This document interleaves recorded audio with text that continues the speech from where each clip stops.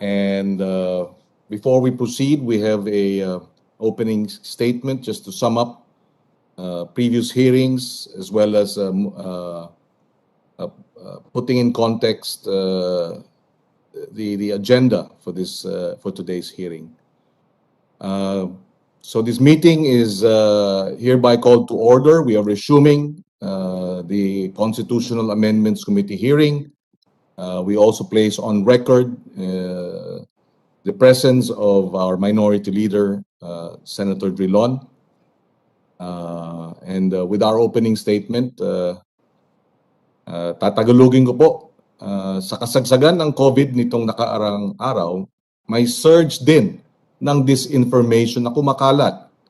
May mga sumisira o sinisiraan ang ilang mga programa ng mga volunteer health workers na kumakausap at nagbibigay ng konsultasyon para makahanap o makapagbigay ng medical advice sa ating mga kababayan na natatakot pumunta sa ospital o kaya'y nahihirapan dahil sa ilang mga karamdaman.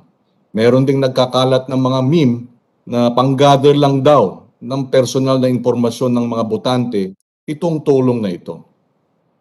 Meron din ganyang nangyaring disinformation sa relief operations mismo sa Siargao dahil sa bagyong Odette. Mga nagpapakalat na hindi raw binibigyan ang mga relief goods.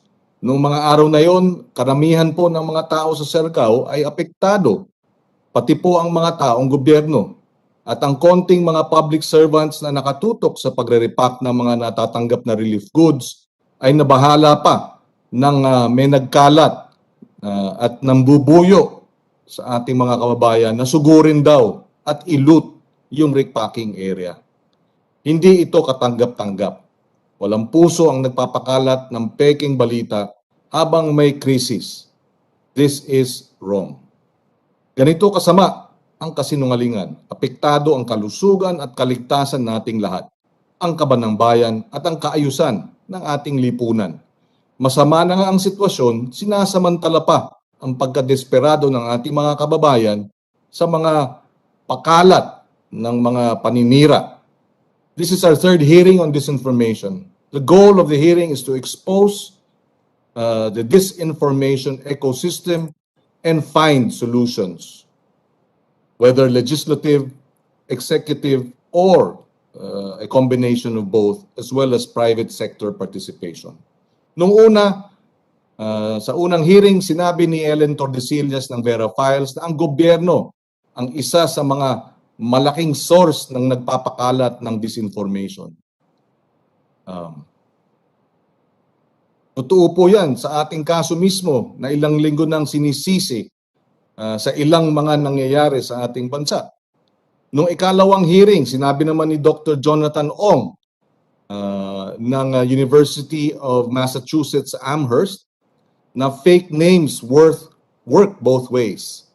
Sa Me Too movement halimbawa at Black Lives Matter movement sa US, marami ang namomobilisa dahil sa mga whistleblowers na may pseudonym. Parang si Laong Laan o kaya Dimasalang o kaya si Plaridel nung panahon ni Dr.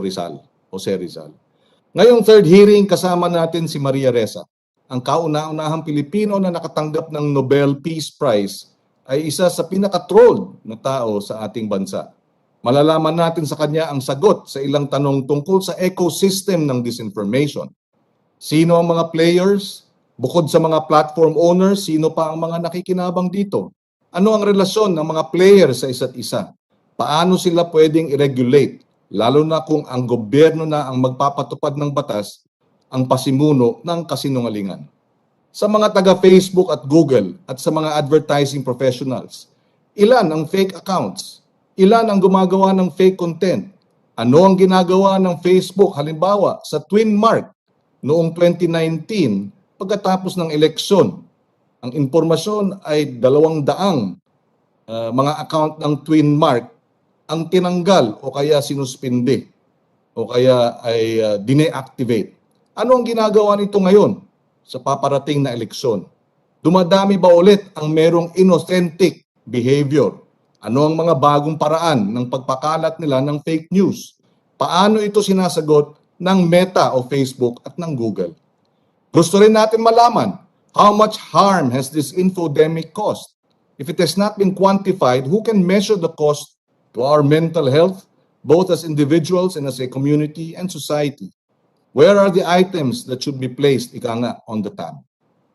Kailangan malaman ang mga yan para malaman din natin kung sino ang mananagot at sisingilin at kung paano ang penalty na ilalagay sa gagawin ng nating mga batas o kaya paano pa sa sektor sa pribadong sektor, paano pa papalakasin ang self-regulation. Various sites and apps have transformed the way we understand and experience crime and victimization. Merong mga nambibiktima ng krimen, di pa ganoong kalinaw o kriminal na di pa natutukoy. Ano ang pinapatay ng infodemic na ito? Ang katotohanan. At pagpatay na ang katotohanan, paano pa natin malalaman kung ano ang totoo sa hindi totoo, sa kasinungalingan at sa katotohanan? Paano tayo magpapasya ng maayos kung kasinungalingan ang basihan ng ating pagpapasya? While we are not looking, sabi nga nila, while we were not looking, we the people are slowly being canceled to Generation Z language. Ipagpapatuloy po natin pag-uusapan hindi lang ang kultura ng kabastusan, masamang ugali, pagsisinungaling, malademonyong kilos at salita ng ilang mga tao sa internet. Mga kilos at salitang ang layo sa pagiging Pilipino. Mga kilos at salita na hindi tinuturo sa atin nung tayo pa ay mga estudyante mula elementary at high school. Mga kilos at salitang ayaw nating gayahin at gayahin ng ating mga anak. Infodemic threatens the very fiber of our decency as a people. The situation has gone so very bad that even the traditionally quiet community of 18 business groups issued a statement against disinformation and hate speech, warning against lies, personal attacks, trolling, misogyny, red tagging that sometimes put people at risk of physical harm. Nababahala ang mga grupo na ito na lalala pa ang infodemic sa darating na halalan at papatay sa tiwala at pagkakaisa na kailangan natin para makabangon sa hagupit ng pandemya. Ika nga, nung 18 business groups, and I quote, "We watch with alarm how this abuse has spiked during this election season. We fear the damage may be long-lasting." Aaminin ko, ako mismo hindi techie, tulad ng maraming gumagamit ng internet at social media. Maliit na bahagi lang ng virtual universe ang naintindihan ko. Dahil ito ay isang hearing in aid of legislation, nais natin malaman kung paano masusugpo itong infodemic sa pamamagitan ng batas. We must have laws that are up to date, responsive to the needs of the times, foolproof as best as it can be against the ingenious minds of criminals. Ika nga. Marami pang kailangan alamin. Granted that the issue of propaganda to sow erroneous belief, confusion, and division is as old as society, but we are now on new territory. To borrow the term from one of the experts in the field, today, with digital technology, unlike before, unprecedented scale, speed, and scope ang kayang abutin ng digital technology. We have to craft new laws or legislation cognizant of the new complications that technology poses. Sama-sama po nating iilawan ang madilim na mundo ng infodemic. As we grapple for sharper weapons to defeat the night, we shall remember that our torches are puny when alone. Light shines brightest when all the torches stand together in firm defiance of evil. In this public hearing, we will all be, hopefully, soldiers of the light. Magandang umaga sa kanilang lahat. Before I go into the administrative matters, we would like to know if our minority leader has a opening statement for today's hearing. None, Your Honor. I associate myself with the statements made by the chairman. Thank you very much. Thank you, Mr. Minority Leader. And before I turn over to our committee secretary just the following administrative matters. We are in receipt of the written position paper of the Presidential Communication Operations Office, PCOO, dated 11 January 2022, signed by Attorney Joseph Adrian Llames. I assume he is signing this with the authority of his secretary.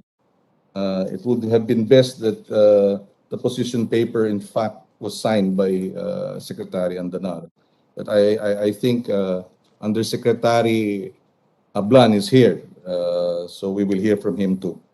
We also are in receipt of the Media Specialist Association of the Philippines statement, MSAP. We have invited them twice. I understand finally they are here.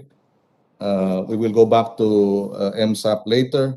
We are also in receipt of a letter of Mr. Nicanor Gabonada Jr., who has requested more time for him to be able to prepare his presentation for this committee. His request is reasonable, and we have granted him more time, and we are looking forward to his attendance in the next hearing. We are also in receipt of the letter of Ogilvy, representing Rockwell Land, who we have invited to this hearing. For the record, it is signed by a representative, Adeline Santa Ana, the account director. And we have also the letter position paper of the public affairs, signed by the public affairs officer of Shopee, if I'm not mistaken, Mr. or Miss Jamie Han Segovia from Shopee. And we also have the statement from Lazada on our resolution. And again, before we turn this over to our secretary to acknowledge the presence of our resource persons, we would also like to place on record that we had invited MSAP 3 times. Are they here today? May the committee secretary inform this representation, the chairman. Is MSAP here today? Yes, sir. MSAP is virtually present today. Yes, thank you. On the matter of MSAP, it can be recalled that we had invited them twice and they had been unable to attend, and so we had to issue a subpoena. We are thankful they are here today, and that, but we are informed that the outgoing president is on sick leave. Is that correct? And therefore, he cannot attend today's hearing? Can we be clarified? Your Honor, Ms. B. Ubalde, the MSAP Secretariat, informed this committee yesterday that Mr. De Castro was on sick leave since Thursday. Yes. Well, we would like, well, we hope he will feel better and that he will be able to attend the next hearing. We'd like to place on record, no, that we have been getting different signals from MSAP.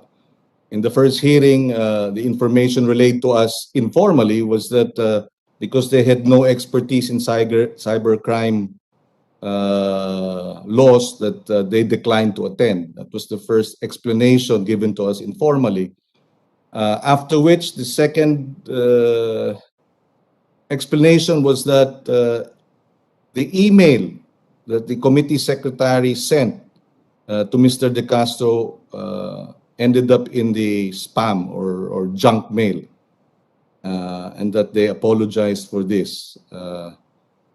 So which is which? Is it the cybercrime, lack of expertise in cybercrime laws, or is it because the invitation went to the junk mail folder? And today we now hear that, or we are informed again informally, or at least verbally or through the phone, that he is on sick leave. We sincerely wish him well. We do not want, we wish he will have a speedy recovery. but we would also like to direct the Secretariat to inform him that we would like to have a written explanation.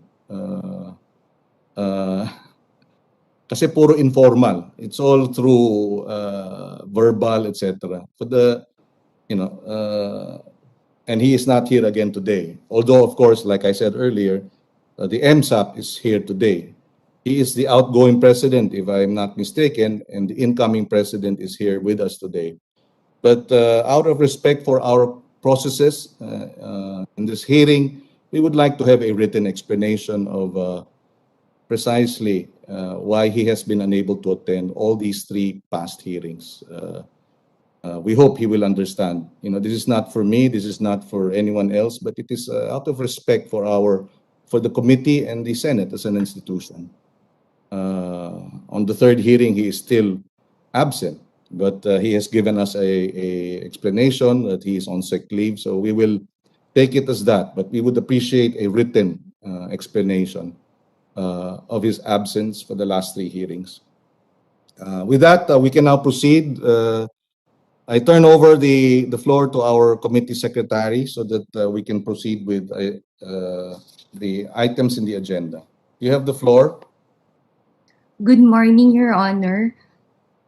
The confirmed resource persons who attended this hearing are the following: Ms. Anna Chua Norbert, Board Secretary, and Attorney Augusto Tito Bundang, Legal Advisor for 4A's Philippines; Attorney Rudolph Steve Hularbal, Legal Counsel, Ad Standards Council or ASC;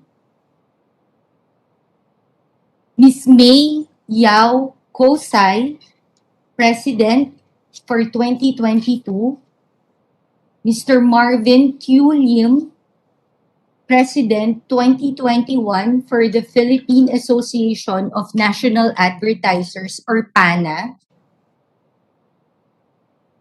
Ms. Yves Gonzalez for Government Affairs of Google Philippines; Mr. Roy Tan, Head of Politics and Government, and Mr. Robert Abrams, Manager, Law Enforcement of Meta, formerly Facebook; Ms. Maria Ressa from Rappler; Attorney Jem Hans Segovia, Public Affairs for Shopee; Mr. Neil Trinidad, Chief Marketing Officer, Marketing Department of Lazada, together with Attorney Hannah Kayla Garcia for Government Affairs, and Norman Roland Ocana III, Manager, Government Affairs; Attorney Antony Pauline Pascual, State Counsel, Office of Cybercrime from the DOJ; Undersecretary Christian Ablan of PCOO, together with ASEC Omar Romero for Legal Affairs, and Attorney Joseph Adrian Llames, Senior Legislative Liaison Officer. From Rockwell Land Corporation, Attorney Maria Fe Caroline Pinoy, General Counsel, and Ms. Samantha Joyce Castillo, Vice President, Marketing, Residential and Retail Development. For Media Specialists Association of the Philippines or MSAP, Mr. Jamie De Guzman, President, and Mr. Adel Raymond Tuason, Vice President, Agency Management Wavemaker, and Memo Moreno, MSAT Board Member, former Digital Lead. That is all, Mr. President. Okay, thank you. Thank you for that. We can now proceed with the flow of the hearing by the presentations, as we have done before. We will have Maria of Rappler, Maria Ressa, to give her 5 to 7 minute presentation. You have the floor, Maria, and congratulations again. I haven't seen you personally, and I'm seeing you for the first time online. Thank you for joining us. Congratulations, and thank you for giving us the country the honor and the prestige. And thank you for your commitment to the truth and to responsible investigative journalism. You have the floor, ma'am. Good morning. Good morning. Thank you so much, Mr. Chairman, and thank you for inviting me to come speak to you about a topic that I have become obsessed with since 2016. First, let me say, honorable senators, you're also nice to see you and the guests. Let me start with like 4 slides, I think, and then please just tell me when my 5 minutes are up or 7 minutes are up, and then I can just answer the questions that you have. So let me share the presentation. First of all, this is a slide from the Salant lecture, which I gave in Harvard in November last year. And what I would hope to do is I will send you the link because I think there's far more that's there. It tells you why, it tells you how, it tells you how these repeated, how information operations. Because most people stop and think only of like the little content they see that is half of a lie. They think it's just someone's mistake. But in the end, this is about power. It is about power and money, and it is using micro targeting and the weaknesses of our biology to manipulate us. And, what I hope to do is to cut across the divide in our society and actually first show you where we can go, a possible worst case scenario, where it isn't just about gaining power or losing power, but actually how this system can actually bring down a functioning democracy much older than we are, with much stronger institutions, and bring violence to its center. And this is January 6th in the United States, is what I'm showing you here. But I want to show you the methodology of how that happened. This is research by the Election Integrity Partnership. It is academics working in the United States that includes different universities. I will send you the link for that as well. But let me show you a very familiar methodology, right? So what happened on January 6th? Former President Trump, lost the elections, and yet he claimed not to have lost the elections. He claimed a conspiracy theory, right? And using social media had seeded the way into this, and that ended in violence. So think about it like this. How many times have Filipino politicians, candidates who have lost elections, said that they were robbed? That's kind of pretty normal in the Philippines, but now put it in the age of disinformation. If you have an expert who knows how to do this, it can lead to violence. So disinformation is directly connected to elections, which is directly connected to national security. Here's what happened in the United States, right? This violence, the conspiracy theory of election fraud, stop the steal, hashtag stop the steal, was actually seeded a year earlier in August 2019. And it was seeded on many kind of offshoot groups, but RT was the one that was identified by the academic groups. It was Russia Today, right? The very same group, by the way, that is that the PCOO has partnered with to train journalists, supposedly, and to train their own groups, right? RT is a known propaganda unit, and it has been flagged for lies. That was August 20th. They introduced the narrative. And then you have later August Steve 19. Bannon, August 19. August 2019, Yes. right? August 2019, so a year earlier. How did it get mainstreamed? Well, Steve Bannon on YouTube then takes that narrative and it spreads. And this is in August of 2020, a year later. And then after that, Tucker Carlson of Fox picks it up. The YouTube video is seeded in different closed pages, so that mainstreams it. And then Tucker Carlson brings it to mainstream media. And then you have the super spreaders. So by October 2020, QAnon, which by the way has a link to the Philippines, right? Almost every one of these groups had some kind of link to the Philippines. I'd be happy to supply you with that. And on October 7th, 2020, QAnon drops it. It spreads. QAnon has now been taken down by the social media platforms. And then it comes top down from President Trump. He calls people out, and we have violence on January 6th.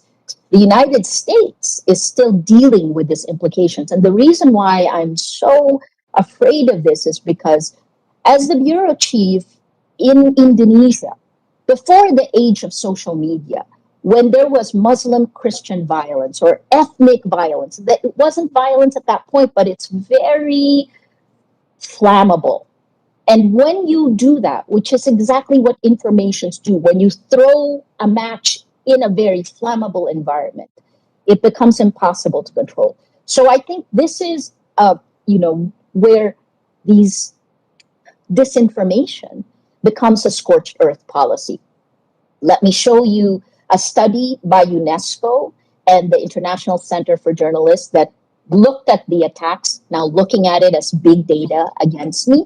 And I think many of you here have also gone through this, but this was released last year by UNESCO, done with the International Center for Journalists, looking at attacks against women journalists. But, you take it further, women politicians have also been inordinately attacked in the Philippines. Our data shows that women are attacked at least 10 times more than men. So there is gendered disinformation.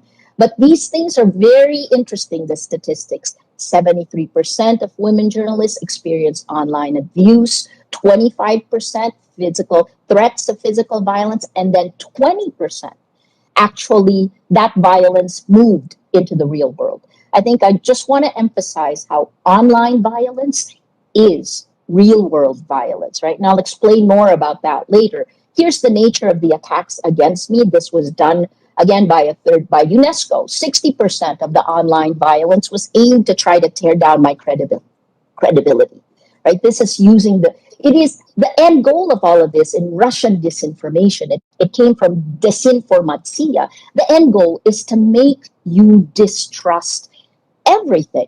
Because if you don't trust anything, then you cannot act. This is how democracies fail. 40% of the attacks are personal. So 60% are meant to tear down credibility. 40% were meant to tear down my spirit. And then this is the last slide I'll show you. When did it happen? Well, anytime we did an investigation, anytime we exposed wrongdoing, anytime we showed corruption, right? So these are orchestrated, and I think this is part of what the platforms have to deal with. I just want to end with something you would have heard me say, and again I'll send the link for the entire presentation. But there's one phrase that captures the problem we have at this time, and I will show you the data from the Philippines if you want, because I think that's what makes our research unique, because we were Facebook partners, because we were aware very early on in 2016. Rappler, I believe, was the first globally to actually come out with series on how Facebook algorithms impact democracy. That was a piece I wrote in 2016 that triggered the attacks against me. So the one phrase for us today is from American biologist E.O. Wilson, biologist, right? He looked at emergent behavior. He said that we're facing Paleolithic emotions, medieval institutions, and godlike technology. And what I mean when I say that social media has become a behavior modification system is it's not about the content anymore. It's essentially experimenting on us in real time with disastrous consequences. It's really good to see someone from Facebook here because Facebook is now the world's largest distributor of news, and yet studies have shown that lies laced with anger and hate spread faster and further than the really boring facts. So the reality is the platforms that deliver the facts to you are biased against facts, they're biased against journalists, they are by design dividing us and radicalizing us. So here in the Philippines, I mean, a very easy one, and I think you probably would have seen me do this. I feel like, you know, Sisyphus, because I've been saying this for almost 6 years, right? A technical decision, whether you're pro or anti Duterte, right? But I will say that our data is very clear, and I will also send you links in the chat that will show you who was behind information operations.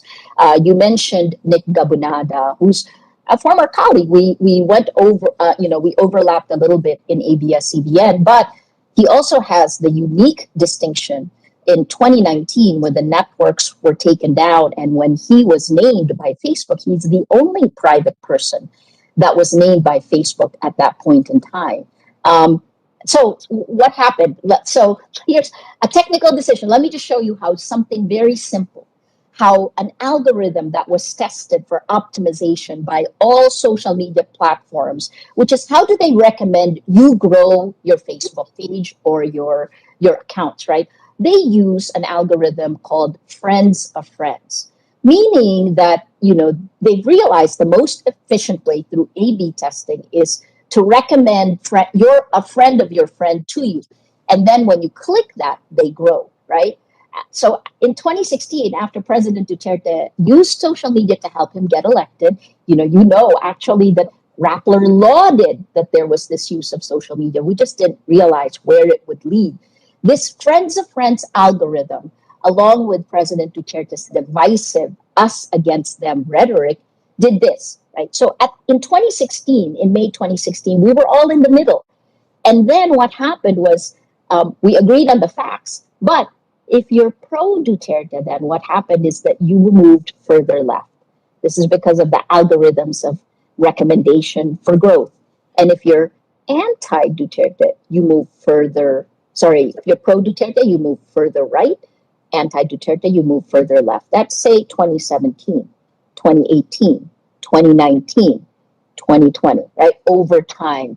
And over time, that chasm grew. The algorithms also radicalize, and you can see this in a lot of research coming from the West. There's the work of Renee DeResta, who she looked at do-it-yourself moms on Facebook. They formed a group to make their own baby food. But if you were in that group, Facebook recommended you join anti-vax groups.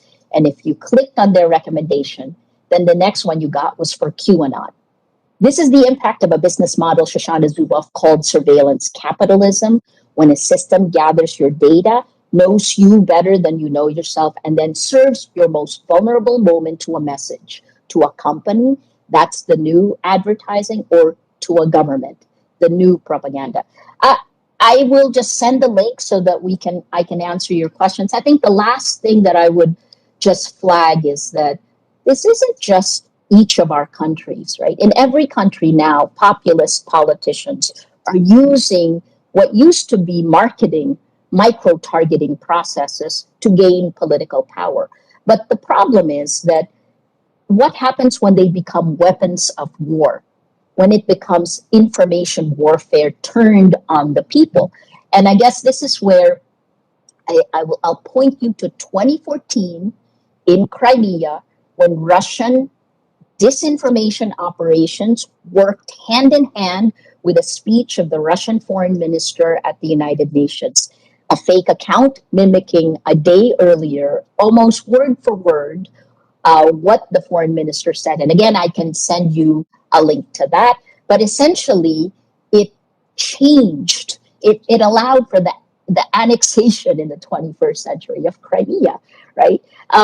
So the last thing, Russian disinformation, where it all came from. This is a quote from former KGB chairman Yuri Andropov. The word is disinformatsiya, right? Disinformation works like cocaine, he said.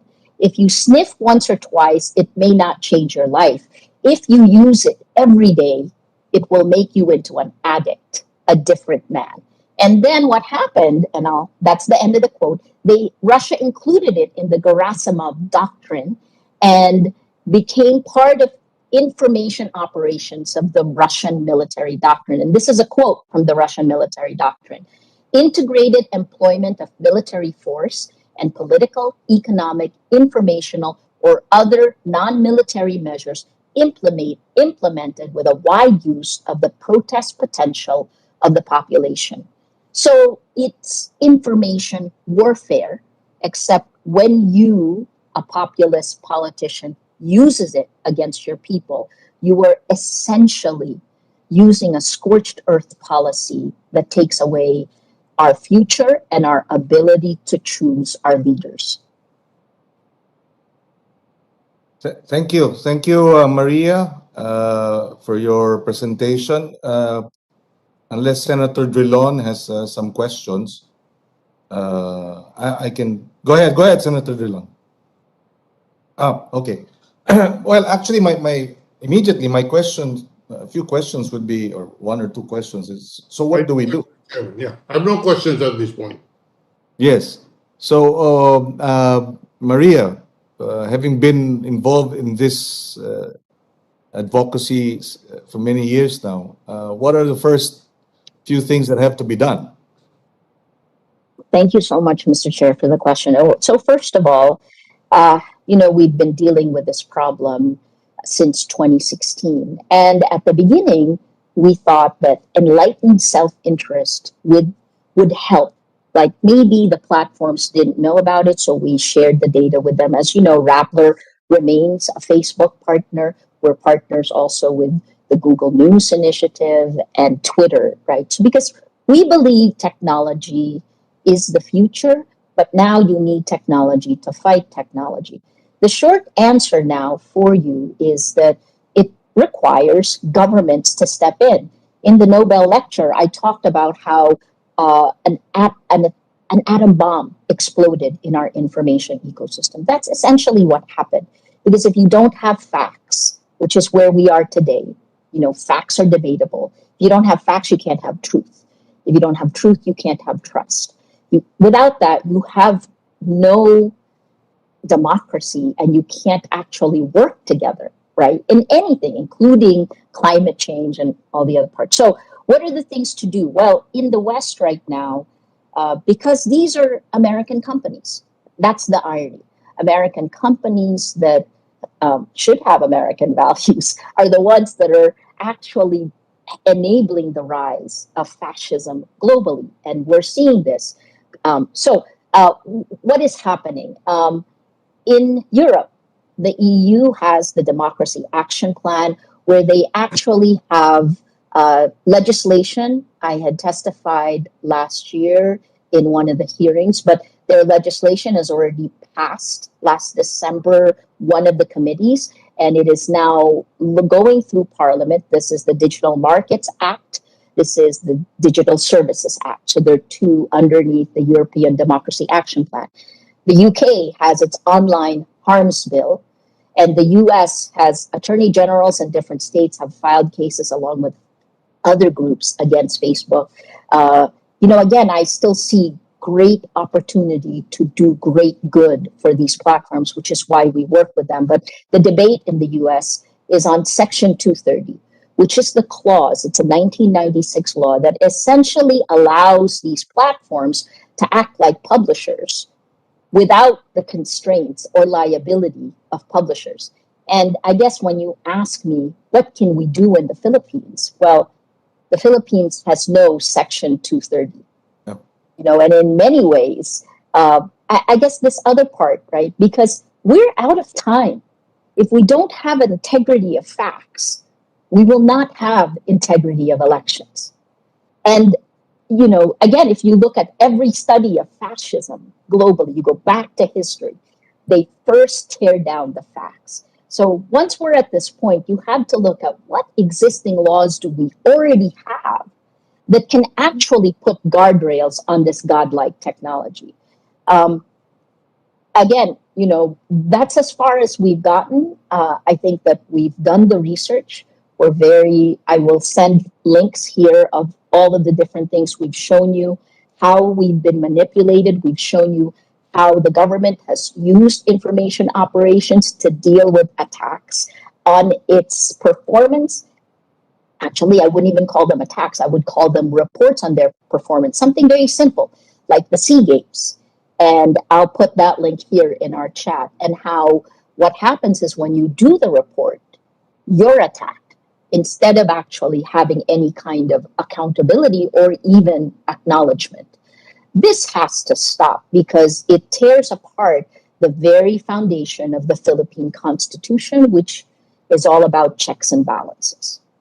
I think, Maria, one of the major concerns and that has been identified is the inauthentic behavior. So how do you intervene so that you can put an end to inauthentic behavior? I mean, that's it's a huge concern, and my understanding is all the platforms are moving towards addressing precisely inauthentic behavior. So how do you fast track that? Because it's not just legislation. That's one aspect of it, but the digital giants are in the best position at this point to determine inauthentic behavior and therefore act upon it or act on it. I think, sir, you have to go beyond inauthentic behavior. I think that we have to look at even the words the platform used to evade accountability and liability, right? At the beginning, it was coordinated inauthentic behavior. That was the way they looked at it. Coordinated inauthentic behavior, essentially mob rule, right? So, for example, and this is from personal experience, if I when I wrote the report on Facebook, and how its algorithms were harmful to democracy, all of a sudden I got attacked. And those facts remain. And since 2016, it's only gotten worse. And now with Francis Haugen's whistleblower testimony and the more than 10,000 pages of internal documents that have been released, we now know that the platform's algorithms, that both of distribution and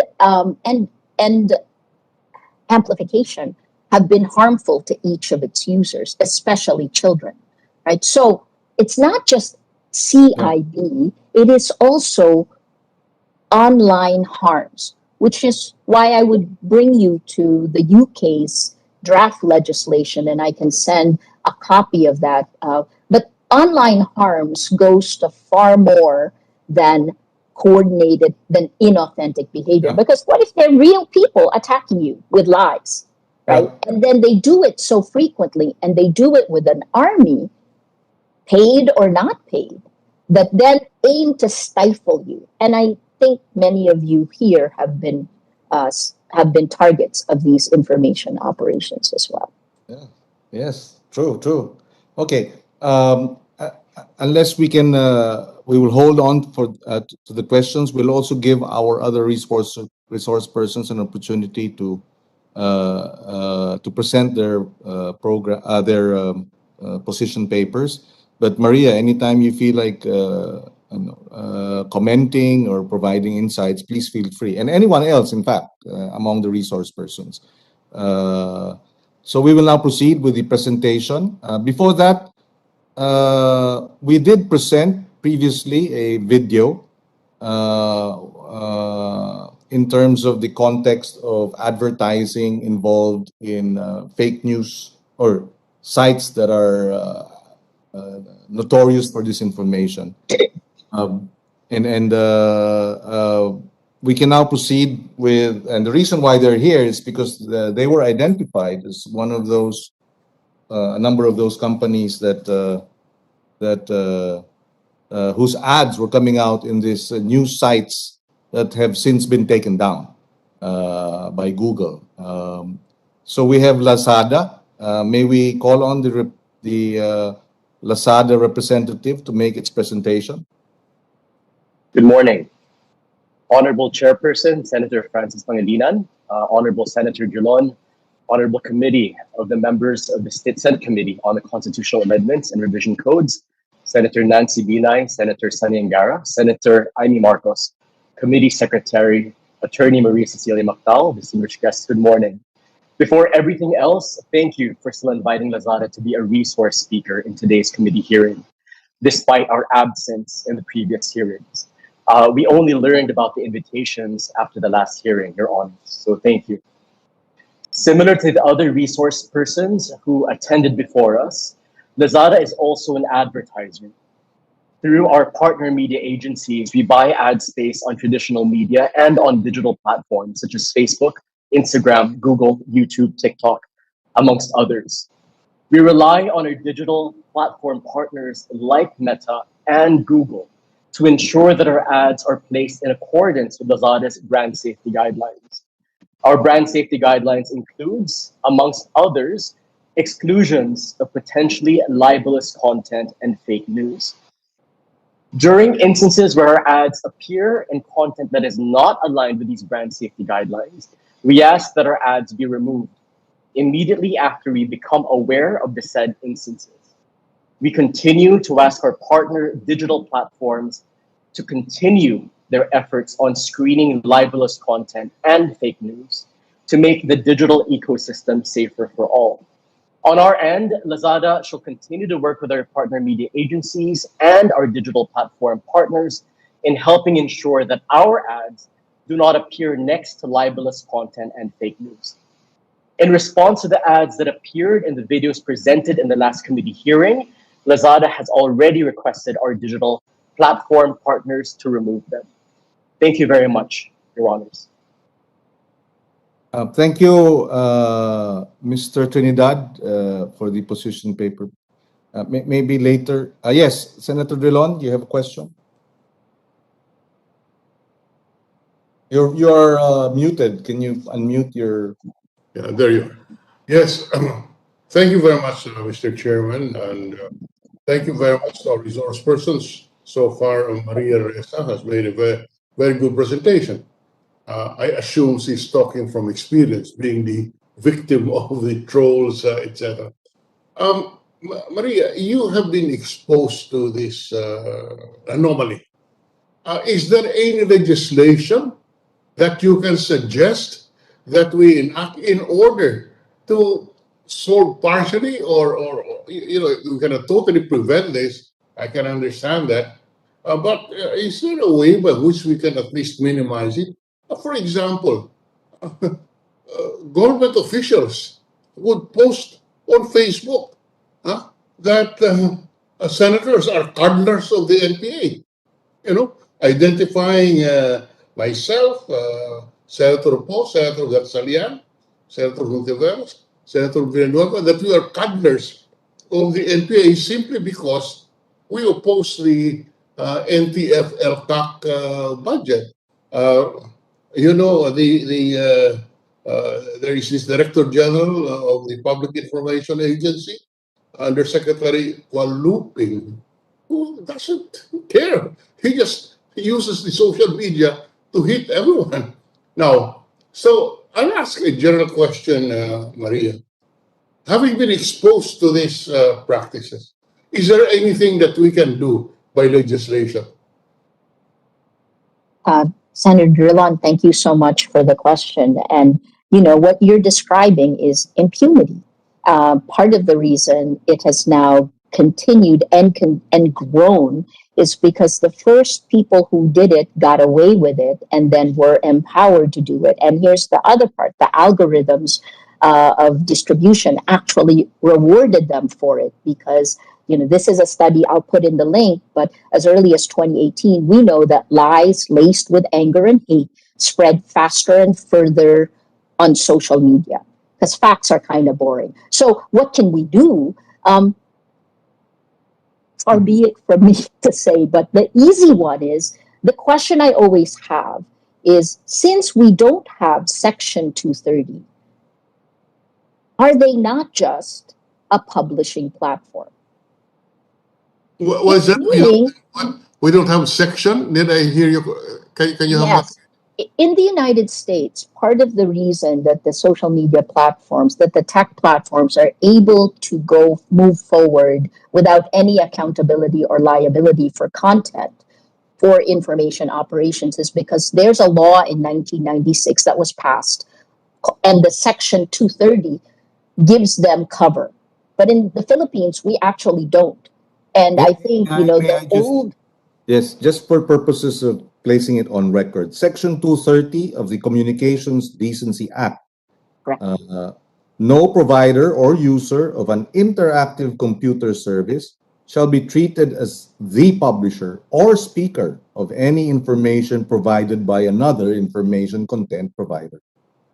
So, in other words, this refers to Facebook, Google, etc., right? That they Words, the publisher is exempted from any liability, whereas in traditional media, the publisher is made responsible because theoretically they have control over the media outlets, particular newspapers or radio, etc. But in social media, the platform owners are not held responsible. They're not considered as publishers. Are you saying that if that one remedy is to consider them as publishers? It's certainly something that I have thought about because in the end, so we also build our own tech, right? And I'll give you an example where we acted like a tech platform, but then our journalism standards and ethics got in the way and we took something down. In 2014 to 2015, we actually built a blogging platform on top of Rappler's platform. It's called X, meaning anyone can go on Rappler's platform and they can then, like on Facebook or Google or Blogger, they can then put whatever they want, right? They can use the platform. When they use that platform, they gain our domain authority. Well, we kept it going until I believe it was the 2016 elections when we started seeing. So I thought we would have a problem with pornography, but that wasn't the case. Actually, it wasn't pornography that was a problem. It was politics that was a problem. And when we realized that the X was being used as a platform, in fact, many of the known disinformation peddlers actually got their start on X, right? So once we realized that, what we did, despite the increased engagement and revenues, we took X down because it was bad for the information ecosystem. So the question really for the Senate and for Filipino authorities is who is responsible for gatekeeping? Because for a long time, journalists were responsible for that, and you could hold us liable, right? Imagine if, like a television network, imagine if when we had the power of television, we could do whatever we wanted. That wasn't the case, but that's essentially the case now with this new, far more powerful technology. television stations have they have to get a franchise from government, so you regulate them in that regard. I don't think the Facebook or Google go through such scrutiny. So it's yeah, that may be one area. Go ahead. Mr. Chairman, I would just say one caution in terms of regulation is something that the platforms bring up all the time, which is freedom of speech, freedom of expression, right? Yeah. Most of the time, you will see Facebook. Since you're here, Rob, I will use you as you will see Facebook or Mark Zuckerberg say that because they believe in freedom of speech, that they can't do anything or they will do very little. But the problem is that freedom of speech. This is not a freedom of speech issue. It's actually a freedom of distribution. It's a freedom of amplification, right? So you can what happens is when you look at it as a freedom of speech issue, you look at the content, which is so so 20th century. When you only look at the content, you get lost because it's not about the content, it's about the operating system run by algorithms of amplification. Yeah. What governs those algorithms? And then finally, the last part is all the way upstream is the actual business model of the platforms. It's called Surveillance Capitalism, 750-page book by Shoshana Zuboff, but I can put in a summary of it. But what it does is all of these problems that we've been talking about, content moderation, privacy, antitrust, they all come up to who owns our data, right? Who owns, because essentially our private lives atomized when we post on Facebook or YouTube, or all of that data is harnessed by machine learning, which builds a model of us that knows us more than we know ourselves. Then AI, artificial intelligence, comes in, and that, what the platforms say is that they own our data. And that is a hotly debated issue globally. So these are all, where are you going to intervene? Don't intervene in the content because then you can actually be accused of censorship. But if you go to the algorithms of amplification, because everyone can say what they think, but what your neighbor said never reaches broadcast scale until today because there have been no guardrails on the distribution of lies. So, Riza, Mr. Chairman, Go ahead. did I hear you correctly that we should consider the online platform as the publisher, so that with that classification, the online the online platform would incur the same liability as a publisher in print media or television? Because right now, as you have cited, Section 230 of a law passed in 1996 does not consider them as publisher. And therefore, under the freedom of speech protection, you get all kinds of abuses. I have no, don't get me wrong. Yes, we should defend the freedom of speech, but as in any freedom, there must be responsibility. And in the case that we are in the situation that we are today, because the online platform is not considered as a publisher, they, everybody could just take on the platform and libel everyone. That's a problem. In other words, the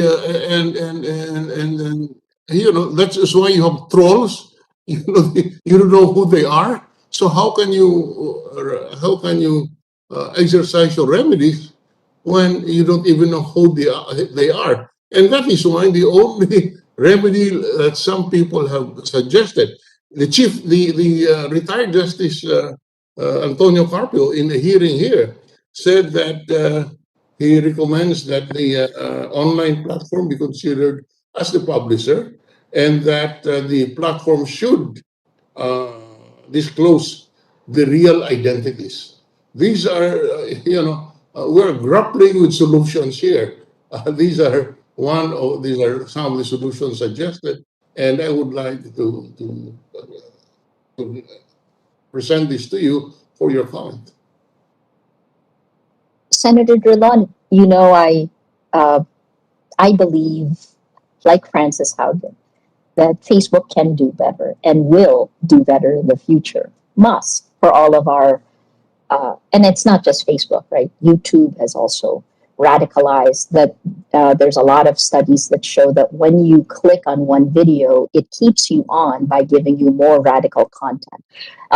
So I'm not so sure I agree with the idea of stripping away anonymity.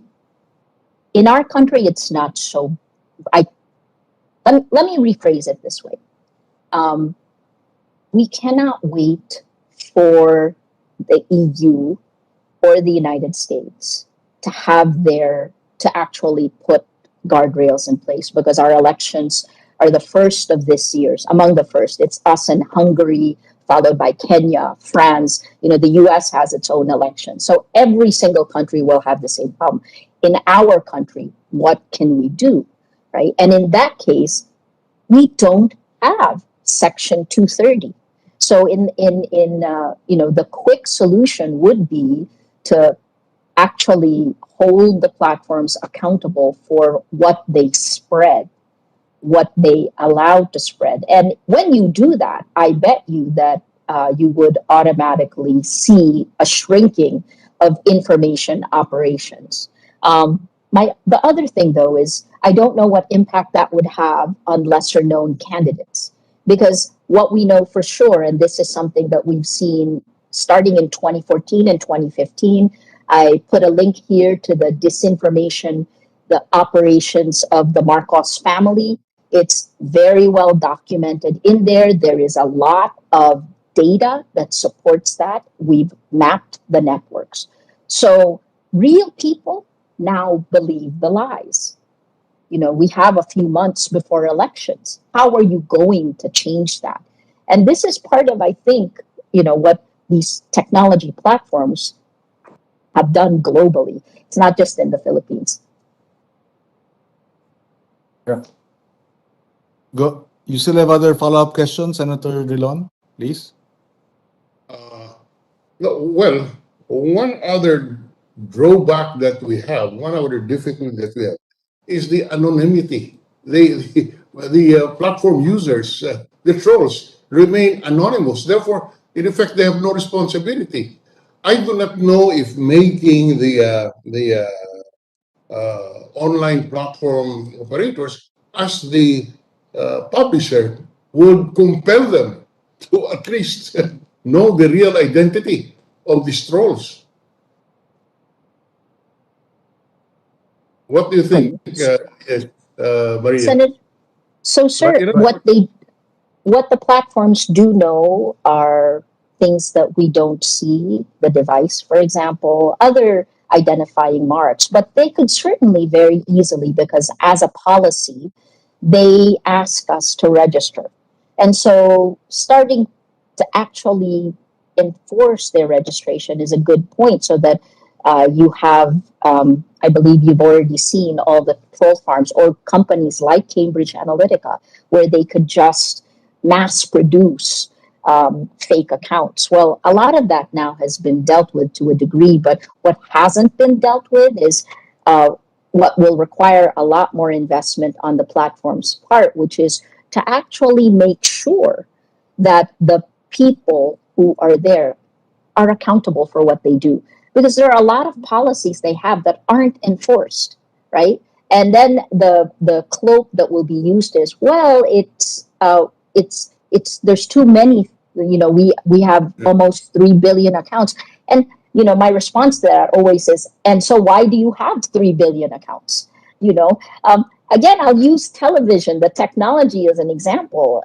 If imagine that if you had the power to distribute, that you are then allowed to distribute the worst of human nature and you make money from it. That is what surveillance capitalism shows, is that in the optimization, they bring out the worst of human nature and they profit off of it. So, sorry, I'll shut up because there are others, but it must stop.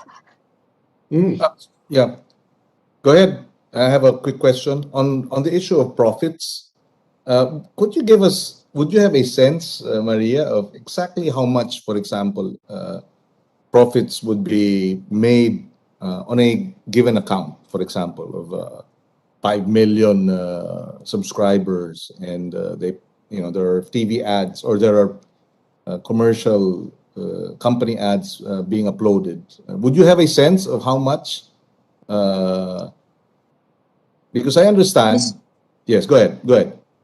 Mr. Chairman, I was going to say, looking at those individuals, it's kind of like a system of laws, right? If we look at the people who are doing that, that doesn't actually help, because I think one of the things that we're doing is we're lost in the details, but we're allowing systemic harm to continue.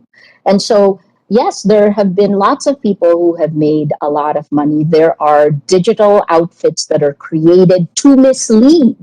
And this is really insidious manipulation. I think you saw a report in the last hearing that looked at how advertisers were taken, and a black ops operation has been created. But that's not really the problem. These are groups that are taking advantage of the weaknesses of a system to manipulate Yeah. people.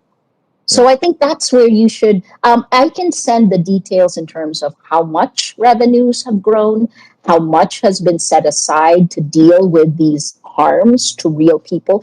Essentially, the platforms continue to use surveillance capitalism, and then they blame the users. I've heard officers say, well, it's really human nature. That is just wrong.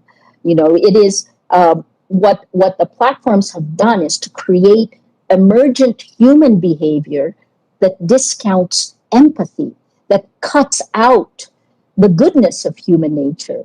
And that's part of the reason we have shifted the world to fascism. This is a statistic from the Oxford University's Computational Propaganda Research Project.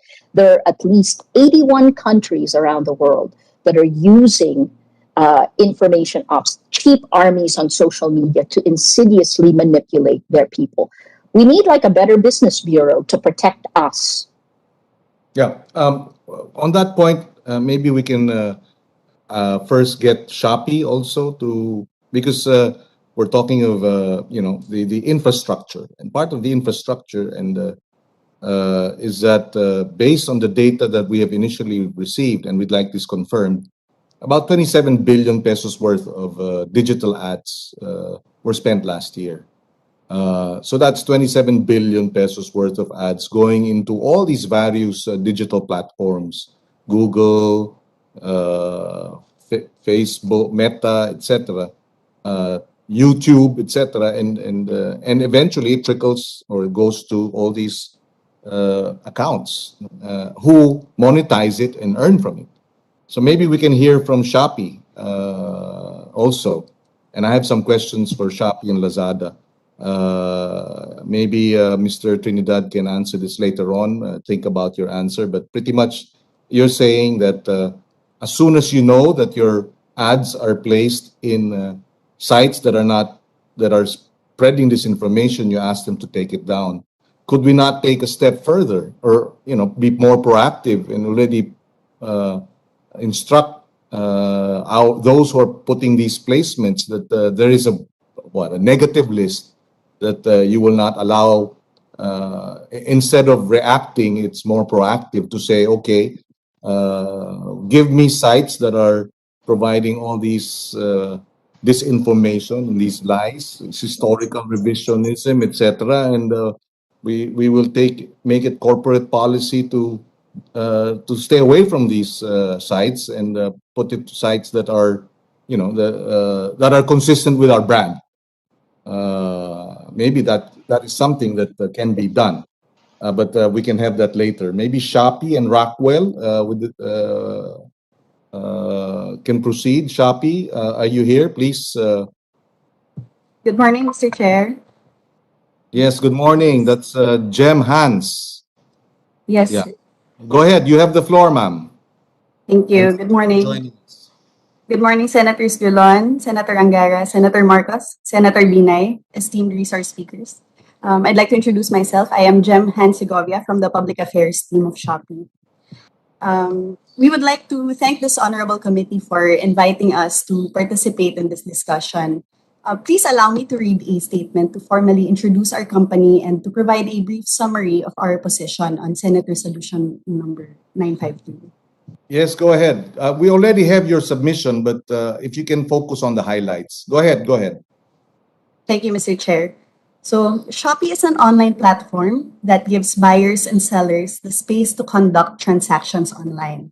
It plays a matching role in the transactions between sellers, many of whom are MSMEs, who are given an avenue to expand their reach across the country, and buyers who are given access to a myriad of products from the comforts of their homes. Since trust is integral to the growth of the e-commerce industry, Shopee aims to be a safe shopping environment for all its users and continuously works to improve its mechanisms to protect its users. In any case, Shopee does not condone misinformation, disinformation, hate speech, and mass deception using digital platforms, and this is reflected in several of our policies.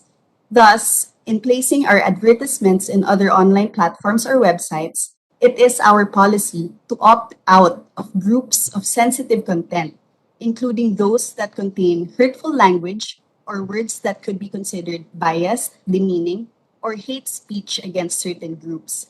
These types of content do not align with our brand and our values. So we would like to thank this honorable committee for bringing this matter to our attention, which is now being investigated by our internal teams. And we are exploring whether our advertising partners offer any additional controls regarding this concern. So as you already mentioned earlier, we have provided more details in our position Yes. paper, which we submitted to this committee. So thank you very much, Mr. Chair. Yes, thank you. This is Jamie, no? Jamie or Jem? Yes, yes. Yeah. My real name is Jamie, but you may address me as Jem, Mr. Okay, Chair. Thank Jem. you. Thank you, Jem. We can now have Rockwell. Rockwell was present in the first hearing, but they had signal problems, and we asked them to go back online, but they were unable to. They were not present in the second hearing, but they're here now. Go ahead. Where is the Rockwell representative? Good morning, Mr. Chairman. Good morning, esteemed senators and resource persons and all the attendees. First of all, I'd like to apologize for our absence from the first two hearings. Actually, yes, on the first hearing, we had technical difficulties. And on the second hearing, well, actually, it was just when we received the video clip of our ad, which was inserted in a vicious video clip in YouTube, that we understood our significance in this committee hearing. And so we are here to offer our explanation and to emphasize that it was not our intention to propagate the spread of that video clip or even to support that material. Please note that Rockwell Land values integrity and fairness, and we would not knowingly consent or condone vicious materials. And as a matter of policy, we would always have any material taken down by our partners. As you know, Rockwell Land is in the business of real estate, and it's not in the business of advertising or any publication. So we work with an agency, Ogilvy Matter Corporation, for its ads. And so we invited Ms. Santa Ana, Aide Santa Ana, the account officer, to be with us here to explain that, as pointed out by Ms. Ressa, it was really our algorithm that has led our ad to be inserted in the vicious video clip. So if you would allow, we can have as our resource person also Ms. Santa Ana to explain the algorithm thing. Thank Yes, you. And thank you yes, for inviting us. yes. She may add, Miss. What is your last name, Carol? Pinoy, Your Honor. I'm sorry. Pinoy, Your Honor. As in ako'y isang Pinoy. Oh, okay. That's a very nice last name. And Miss Aide Santa Ana is with us, Your Honor. Yes, Miss Santa Ana can add, no, to what Carol has already said. And I placed on record earlier. We have a submission from Ogilvy, and we appreciate it. Please go ahead. The highlights of your inputs in your paper, Miss Santa Ana. Thank you, sir. So good morning, everyone. I'm Adeline Santana. I'm from Ogilvy. So, Your Honor, based on the position paper that we submitted, I've detailed there how much control we have in where our ads appear. And as you will see, while we do have some control over where they will appear, we do not purposely target and place on channels and on videos that have malicious content or even content that is not aligned with Rockwell or Ogilvy's values. While we cannot do a detailed audit on where our ads appear, we do act swiftly in removing our ads if and when we have monitored our ads appearing in those types of content. So in my position paper, Your Honor, I've detailed there our Yes. targeting methods. Yeah. So just to reiterate, if we cannot do a detailed audit on where they appear. We can do an exclusion once we have monitored if they are appearing in malicious content. Thank you. So in other words, again, like Lazada, you can only act on it after it has been aired, and not before. And that's something perhaps that we might have to look into, because there's somebody decides where it should be uploaded. No, I mean, or unless the decision is let the algorithms decide.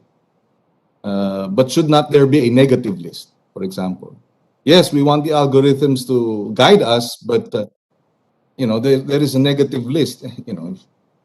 And in this list, please, whoever places these ads, don't. Otherwise, it'll harm also your brand. If in the previous hearing, one of the issues raised by the advertising agencies is precisely brand safety and brand security, protecting the brand. And therefore, I guess part of that then, therefore, is to ensure that your brand is not associated with garbage, for lack of a better term, di ba? So maybe that's something that we can all look into. If I may, just request the secretariat just to refreshen our memory in terms of what's happening in the ground. We do have another video, a very short video, just to can we have it presented, the secretariat, because we're done with Lazada, Shopee, and Rockwell. Then we can go to MSAP, because MSAP, my understanding, would be the media specialist who actually place these ads. No?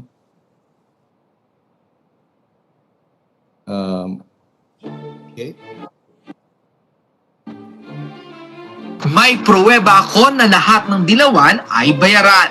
Ito naging paninindigan ng influencer at TikTok superstar na si Jam Magno matapos nga niyang muling sagutin sa pamamagitan ng isang viral video ang ABS-CBN talent manager na si OG Diaz.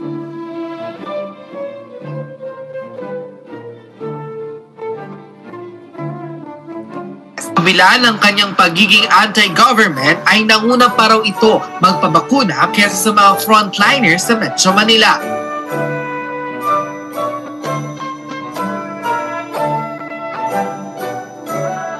Payday sale na! Add to cart na ng iba't ibang exclusive deals at mag-enjoy sa discounts, free shipping at cashback vouchers. Kaya i-check out mo na yan! Shopee! Tony Lechon na kumampi kay Liza Soberano sa kanyang mga komento. May natatago palang lihim at bulok. Isiniwalat ng kapwa niya Dr. Dean. Angel Locsin kakasuhan raw matapos masawi ang isang matanda dahil sa kanyang community pantry kung saan lumabag umano sa IATF protocols. Si Cardo Dalisay, akala ko highway patrol na, hindi pala. Naaawa ako doon sa mga artistang nagsasalita pag walang script. Ang layo ng sinasabi. Halatang walang alam sa batas. Marami kayong naloloko. O pag naloko kayo, mapapaniwala nyo, ano mangyayari? Na wala nang press freedom. Pangalawa, pinasara kayo kahit hindi naman kayo sarado. Na wala naman kayong nilabag na batas. Bakit nyo para kayong pinagtutulungan ng gobyerno? Hindi na tayo equal dahil nawala ang ABS-CBN. Pambira naman.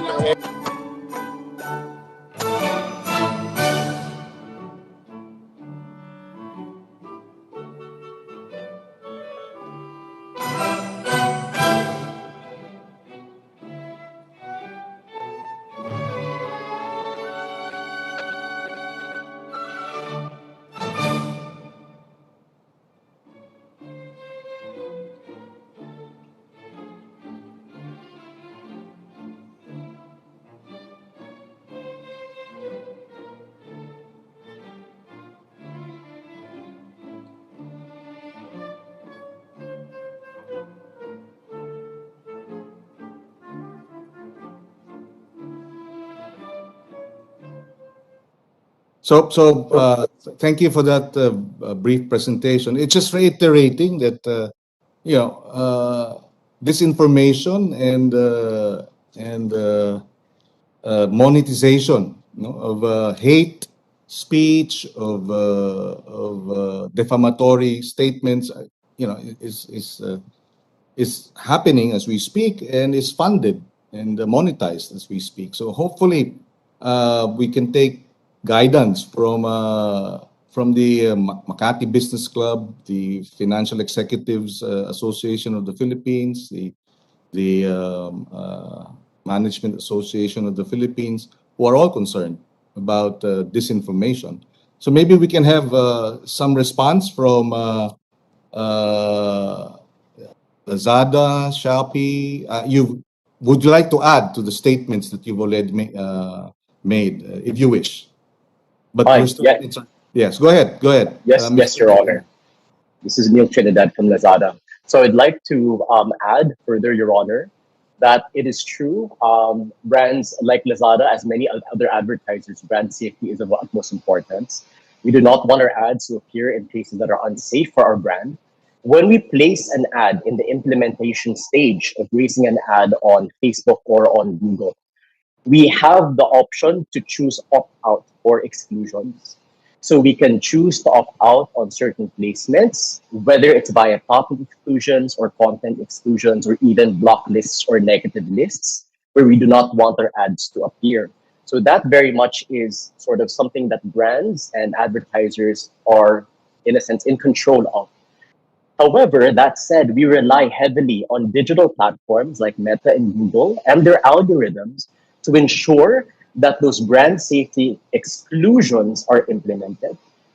In that sense, we as brands do not have any further control after we have already selected our opt-outs or our exclusions. And that's why we rely on our partners to continue their efforts on screening malicious content and fake news. Thank you, Your Honor. Thank you. That's very interesting. That you rely on the platforms to help you execute, your opt-out, Yep. your opt-out option in terms of sites that you feel are not consistent with your brand. So are we saying therefore that despite the opt-out option, it is not being, or it is not a foolproof, fail-safe process, and that the opt-out option at times is not exercised despite the agreement? Yes, so Senator, I believe that there's a lot of content that is constantly being uploaded on platforms like Facebook as well as Google. And I believe that the algorithm is a part that screens this content depending on certain tags of the content. So I believe that there are cases, as we have seen, where ads get placed in content that may have been indicated in these exclusion lists. So I think it needs to continue with the diligence of the platforms to screen these content that appears or is uploaded on their platforms. I don't fully understand this, but it seems like the process is let the hateful, defamatory remarks come out, and then report it, and we will take it down. I mean, for the corporations as well as for the platforms.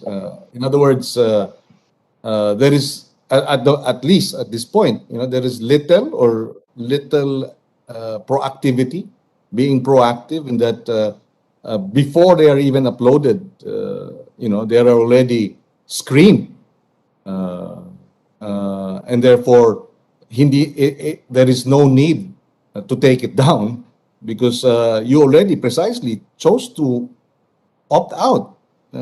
So are you saying therefore that the opt-out option is more on paper rather than in actual practice?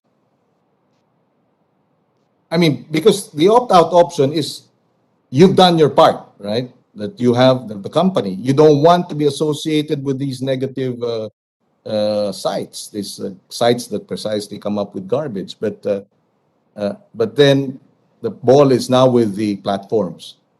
to ensure, based on their knowledge of the algorithms, that these sites, that you stay clear of these sites. I mean, that's their obligation, right?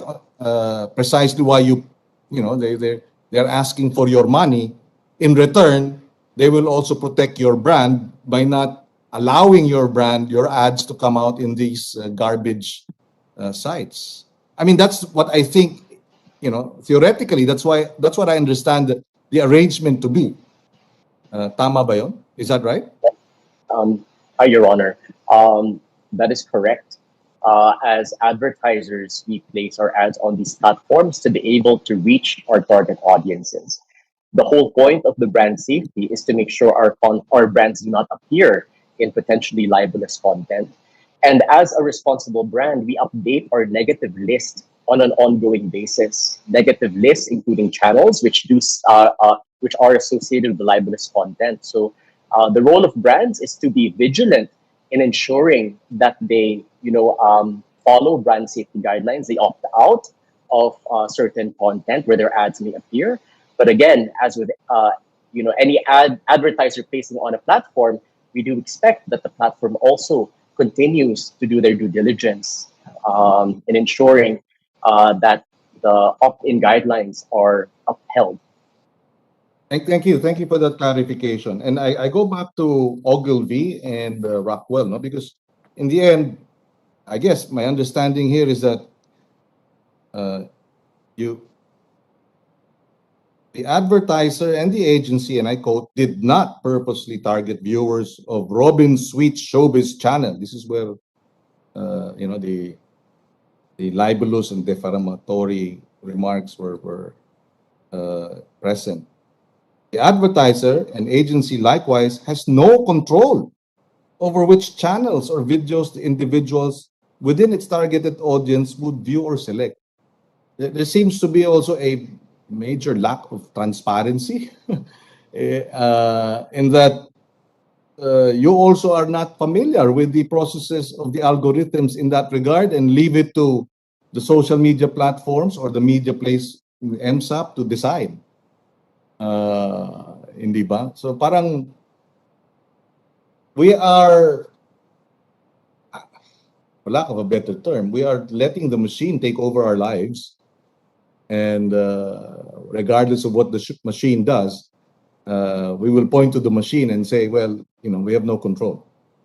In the meantime, these garbage sites are monetizing your money, your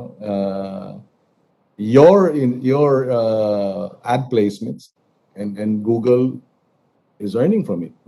I mean, that's my understanding. Maybe Ms. Santa Ana, you might want to comment.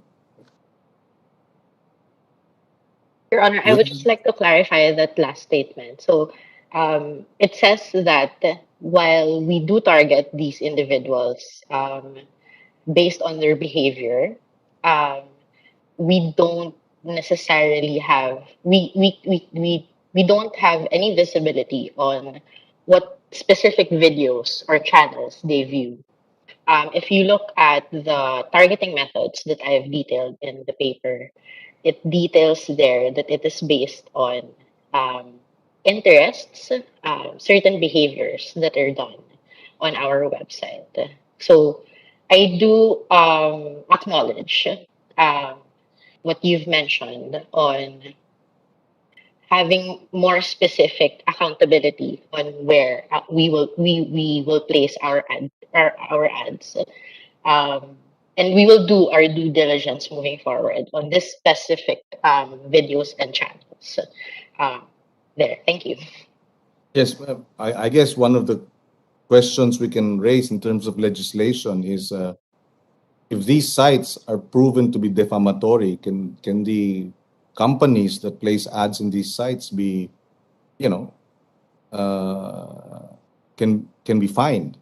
I don't know. That's something that has to be thought of thoroughly. But it's in that sense, and that's why I'd like to see the numbers too. How much does one site earn, and how much of your digital ad buy goes to those sites? How how are you unwittingly enabling? I'm not saying you're doing it consciously or you're doing it deliberately, because none of these corporations would want eventually this will bite us all back.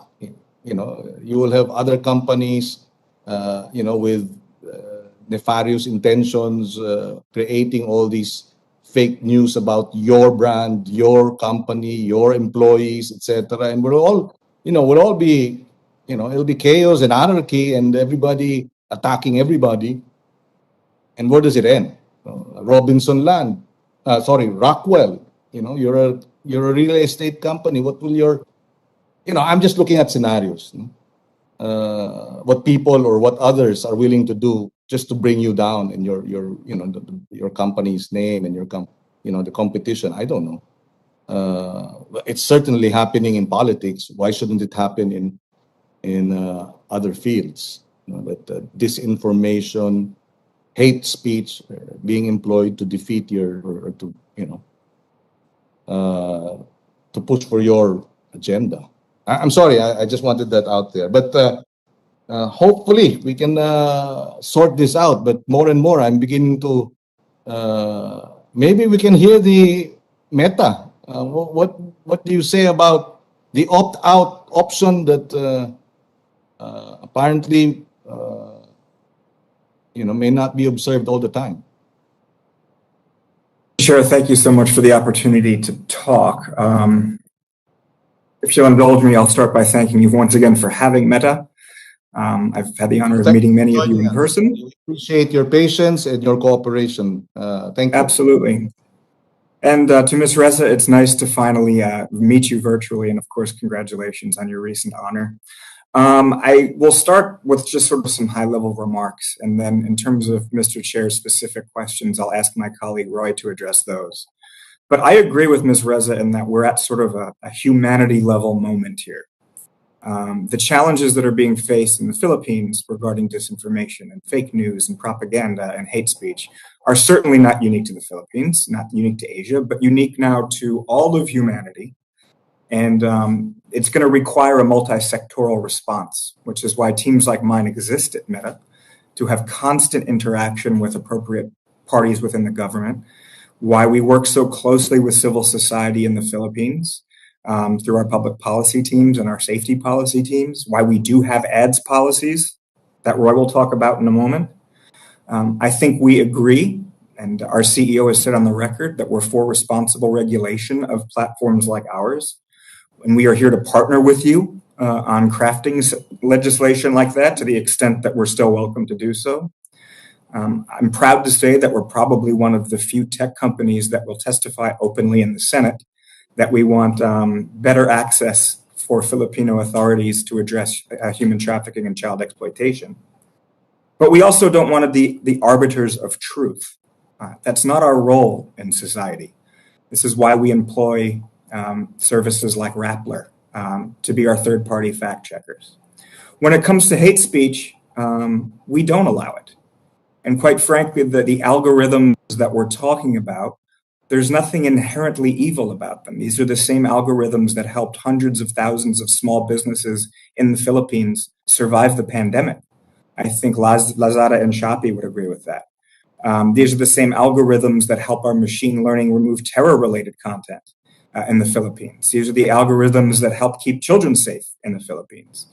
But it is true that we have to continue to improve on them, which is why teams like mine exist, and our public policy team exists, and our safety policy team exists, so we can learn better the cultural contexts in which we're operating. In terms of offline, or as Ms. Reza calls it, online harm, we call it sort of off-platform harm. We do absolutely have policies against that. And Mr. Chair, you mentioned the concept of anonymity. When it comes to criminal offenses, appropriate authorities in the Philippines do have a way in which to get information from us. So there is a perception of anonymity that exists. But when it comes to criminal matters, and I think my colleagues with DOJ Office of Cybercrime would agree, there are laws in the Philippines that we honor, and we do disclose data when there's off-platform harm. We do have community standards against hate speech. We enforce those.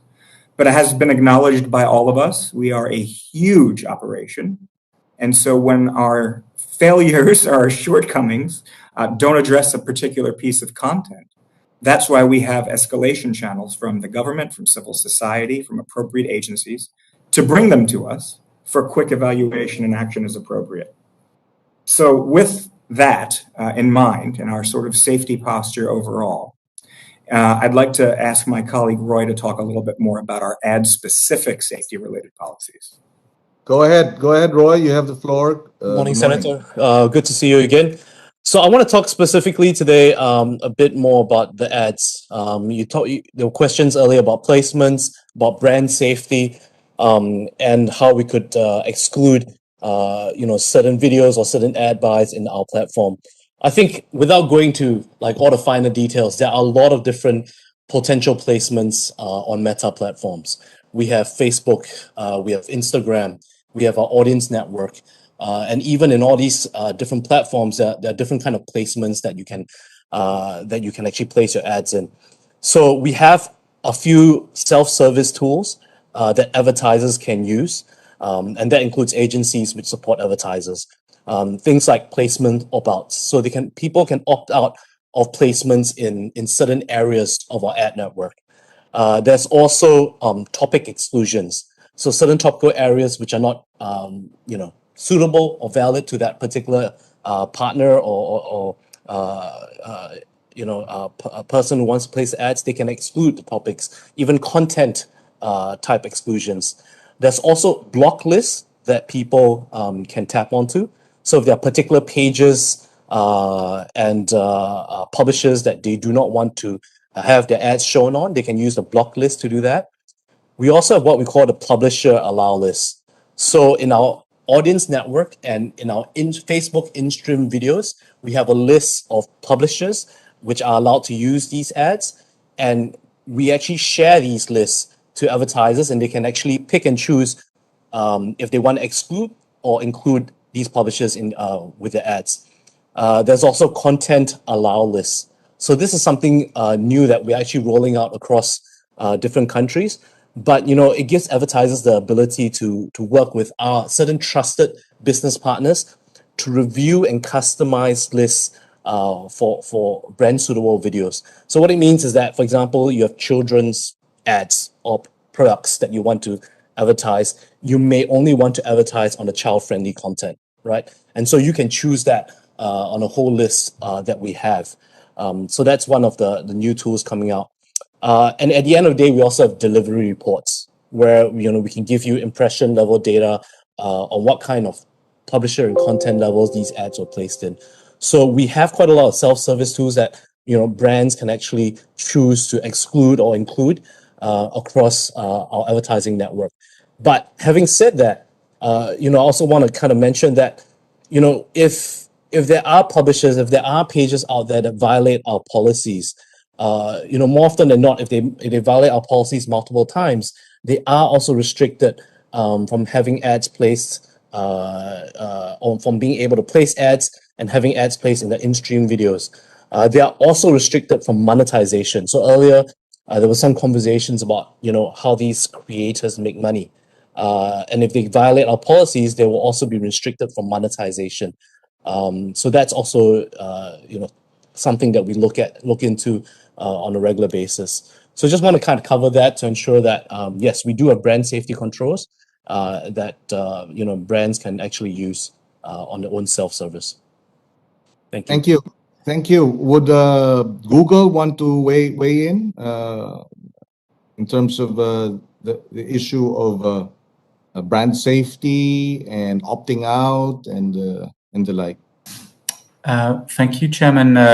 Let me just say a couple of words, and since we spoke at length during the last hearing, and I think, as we mentioned at the time, we have a number of policies and processes in place, and we invest considerably and continue to invest more to get it better and better. And we know there's always more that we can do to get better, whether it's on ads or generally on harmful content and misinformation. And we'll continue to improve. And we're grateful, in fact, for the feedback that we get regularly from various stakeholders, including from the Philippines, so that we continually improve. And it is a nuanced area. We have to be careful. We have to maintain this careful balance between being the internet being a place for free expression for people to express their opinions, but also making sure that we preserve user safety, that we make it a safe place. And so there's that constant balance, whether it's in our day-to-day or it's in legislation, for instance. I think we need to be mindful of getting that balance right. And a couple of points I would want to make just briefly, if I may, is if I can summarize the sort of vision, is to say that, look, first, yes, we strive to do better. On ads, we're talking about enormous scale. If I look at some of the figures we release every year, a summary of our ad safety, just to give you some figures, just to explain how big this is. Just in 2020, we removed 1.3 billion publisher pages. And we stopped ads being served on over 150,000 publisher sites. And I can go on with such numbers. So this is an area where we need to be as nimble as we can, but also deal with scale. So it's difficult, and so we need to continually improve, as other platforms do, whether it's to fight scams or protecting against misinformation. So that's ongoing, and we'll continue to improve. I think also at a general level, and I've made that point last time, but I want to really reiterate it here. I think we really believe that we need strengthened cooperation across the board at a practical level between stakeholders, whether it's government, the online platforms, the news ecosystem, civil society, both to counter bad actions like mis and disinformation and harmful content, but also to encourage quality content. And I think that's really where we want to focus our attention. So continuing to improve how we do things internally, how we craft our policies, refine them, create new policies to address new threats and new technology to do that as well, but also increasing cooperation, both to be more transparent, but also together to put in place, better coordination so we can tackle threats together, so that we can, raise user literacy and together have a long-term comprehensive plan to tackle these issues. Obviously, happy to go into more detail, but I might stop it for now, Senator. Yes, thank you. Just to point out, in the last two hearings, Asia Brewery was with us. And the other company, Asia Brewery, and one more, I forget now, but they all expressed surprise that their ads were coming out in YouTube channels that were, notorious for disinformation. So, and they swiftly put their foot down and said, we're going to have them pulled out. So perhaps there has to be a stronger, precisely, stakeholder social media platform cooperation, so that they don't want their brand associated with disinformation and lies, and therefore it's to their best interest to have a stronger coordination with you, and vice versa. I'd like to think that. Okay, and thank you for that. We can now proceed with MSAP. The representative of MSAP is here. This is the media specialists. My understanding is that the incoming president, is that correct? MSAP? Yes, Your Honor. Yes, you're the incoming president, Mr. De Guzman. Go ahead. When are you taking your? When will you be officially the president? My term starts this year. We are just to hold a formal induction. Okay. Okay. I just wanted that on record because precisely some of the issues that were raised were for actions taken by last year's officers. Or at least Mr. De Guzman. Mr. De Castro. So go ahead, Mr. De Guzman. Thank you for joining us, and thank you for your patience. Thank you. Let me start off, Mr. Chairman, Honorable Senator Pangilinan, Honorable Senator Dulon, the honorable members of this committee, other resource speakers, and all the other attendees. So good morning. First off, allow me to apologize in behalf of MSAP and my colleagues present here for not being able to attend the past hearings. We will provide the written explanation that you requested as soon as possible. If I may be allowed to, Go ahead. sir, if I may be allowed to read our opening statement, since it's our first Yes, time please, to. go ahead. Go ahead. Go ahead. All right. Thank you. The Media Specialist Association of the Philippines, or MSAP, the Industry Association of Advertising Media Agencies, fully supports the Honorable Philippine Senate in the conduct of this hearing to review existing legislation amidst the rise of digital media and social media platforms in the country. MSAP is a non-profit organization of advertising media agencies, and we strive to be the leading partner organization in driving business growth for brands, media agencies, and consumers. Our principles include the promotions of the rights and interests of our members in conducting the business of advertising media practitioners, to set the standards of advertising media excellence, ethics, and accountability, and to foster an industry culture of advertising media creativity and innovation. While the advent of digital and social media has brought about many benefits to the Filipino people, such as connectedness and e-commerce, these also carry disadvantages given improper use, resulting in issues such as fake news and scam transactions. The advertising media industry, as well as the broader marketing communications industry, are experiencing and are continuing to adjust to the exponential rise of digital and online platforms, now overtaking the formerly dominant traditional TV, radio, and print media. In the conduct of our business, in serving our advertiser clients, and in partnership with media networks, MSAP member agencies adhere to fair and responsible distribution of advertising information to the public. As part of the Advertising Standards Council, or ASC, the nonprofit organization that promotes truth in advertising through self-regulation of advertising content, in partnership with relevant government bodies, we affirm our commitment to the Code of Ethics of the advertising industry. We are one with the other industry associations such as PANA, 4ACE, KBP, and IMAP in regulating our business and practices to ensure that the welfare of the general public is protected. MSAP reiterates its commitment to support the objectives of this honorable committee by providing any assistance and information that may contribute to a better understanding of the media landscape and the advertising media business in order to review legislation in light of the current prevalence of digital technology. Thank you, Mr. Chair. Thank you, Mr. De Guzman. We will raise some questions after we get also the presentation of PANA. This is their first time to attend. Is PANA on board? Yes, we are. Go ahead. Do you have a prepared statement or a position paper? I understand we don't have one, or I don't have a copy, if you did submit one. We have not, because this is our first time to attend. We wanted to have more time to understand, but definitely this is May Yao Kosai. I'm the incoming PANA president, but we'll still be inducted this January 27. We just wanted to take time to thank you for the invitation, and just wanted to initially inform you that all of our member advertisers adhere to the ASC, or the Ad Standards Council, which PANA is also an actively participation of ASC, to ensure all communication materials are backed up with authentic information.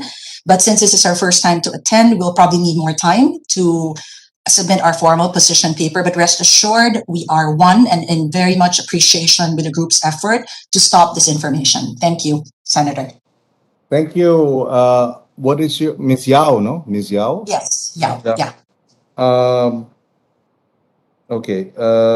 We would appreciate a position paper on the issues that have been tackled in today's, or in the last three hearings. If you need any material from the Secretariat, please feel free to request the same, and we will await your position paper. May we now have ASC, the Standards Council. Are they present? Yes, Your Honor, we're present. Please, do you have a position paper? We don't have a position paper, Your Honor. We were just invited this week. However, I can make a statement, Your Honor, if you will Please, allow me. go ahead. The Ad Standards Council, Your Honor, is formed for the purpose of promoting truth in advertising. However, it is focused on content, and it has no control over the platforms over which our members place their advertising materials. So we just screen the materials on the basis of content and whether they conform to law and the code of ethics that we have. Beyond that, we do not already control our members insofar as the platforms are concerned. We encourage our member platforms to abide by our code of ethics, such as the KBP, which is composed of broadcasters of the Philippines, some print media. So they are encouraged to, or they are enjoined to conform with our ethics. And if advertising material that is not approved by ASC is attempted to be placed in their platforms, they should not allow it. Means to say these platforms, but these are limited basically to traditional media and owned media. So we do not have control over placements in social media platforms. Yes. May I also say something in behalf of the KBP, Your Honor, as I represent KBP also? Go ahead, please. Insofar as KBP is concerned, Your Honor, we support truth in advertising. We support the fight against false and malicious information. And we are inclined to support making social media platforms accountable, just like traditional media, so that we are put on an even playing field with social media platforms. Thank you, Your Honor. Thank you for the position of the KBP. I think based on the presentations of PAN, or at least the comments of PANA and the ASC, as well as the inputs of the 4As in the last hearing, it looks like there seems to be a gap when it comes to social media platforms. And while we are limited to content of the ads, except that these ads, when placed in YouTube channels that are notorious for disinformation, are therefore monetized by these channels, and therefore indirectly, enabling disinformation. So there seems to be a gap in that area. For example, would it be fair to say that when an ad is delivered through a website or news site or a YouTube channel that's notorious for disinformation, does not the brand, for example, inadvertently support and enable disinformation? That's the perception that will result from such placement, Your Honor. In fact, that's also true with traditional media. There are some advertisers that don't want to place in certain programs that they perceive to be propagating falsehood. Yes. So it also happens in traditional media. Or even if it's not falsehood, if it's not consistent with the brand security or the branding or the imaging. Yes, Your Honor. And therefore, so really there seems to be, and precisely because social media is a new phenomenon, it's been around for like just maybe a decade and a half. It looks like the code of conduct or code of ethics of all your organizations will have to be revisited so that you can come up with a new set of an entirely new maybe chapter for social media alone, considering that really the shift in digital technology and digital media has already the exodus, for lack of a better term, is taking place, and there has to be rules or parameters within which to operate. Like I said in the first hearing or the second hearing, I'm sure the 4As didn't have their code of conduct in the beginning. They didn't have their code of ethics in the beginning, and they realized the need for it as the industry grew. and as the industry progressed. So we're probably in that situation when it comes to social media. That as it progresses, as it develops, you need to put in place a new set of a code within which advertising agencies, media placement agencies, etc., will have to operate. Otherwise, it's going to be like this. It seems to be a bit schizophrenic. The 4As is so strict. Your code of conduct is so clear as to truth, and yet your ads you produce the truth in your content, and yet your ads enable disinformation. So it's there seems to be some schizophrenia there. Would you agree, attorney?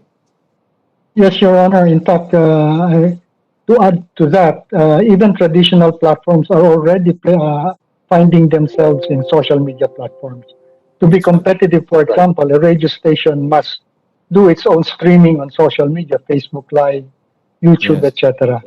So the KBP is now in a review situation. We're reviewing our code to include the streaming on social media and podcast of our anchors, etc. Yes, and you mentioned that. I guess that in what is your segment or episode in Rappler? There's a term for it, and my reservation is that it's a magnet for trolling. The comment section, it's like, it's interesting, and I was sharing this, I think, with Mara, if I'm not mistaken. I told her, isn't it like you have a show, you have an episode, you have a program in your company, and as you invite me to speak, you also allow anyone. For example, it's a TV show, it's a TV station. I'm guesting in a TV show. I'm in the studio, and yet as I'm being interviewed, the TV show allows for people to come in and throw garbage at me as you conduct the interview. It doesn't make sense in that regard. And how do you manage that? It's your show, it's your episode. You do live streaming, and then there's an organized, orchestrated intervention that throws garbage at your show and your guests. Who would want a guest? It's and therefore information precisely becomes victimized in that regard.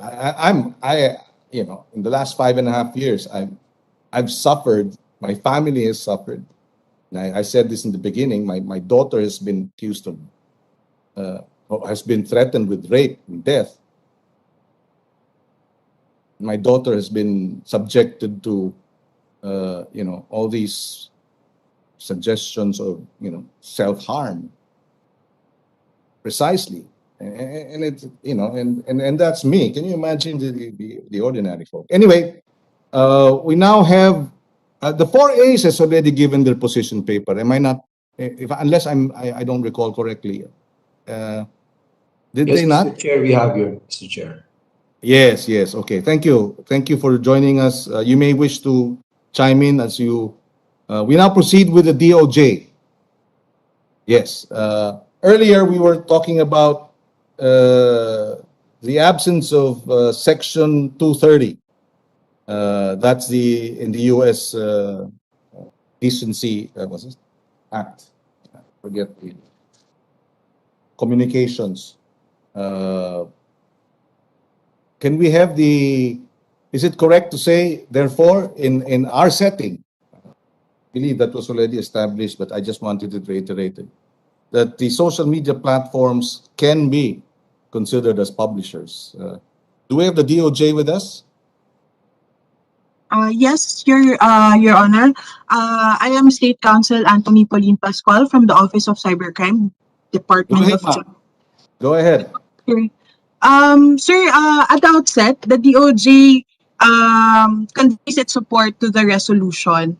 But regarding the Section 230 of the Communications Decency Act, I think the publishers or the service providers are not held accountable for the content that are posted on their platforms, because the authors are not them per se, but the authors themselves, the one who posted them.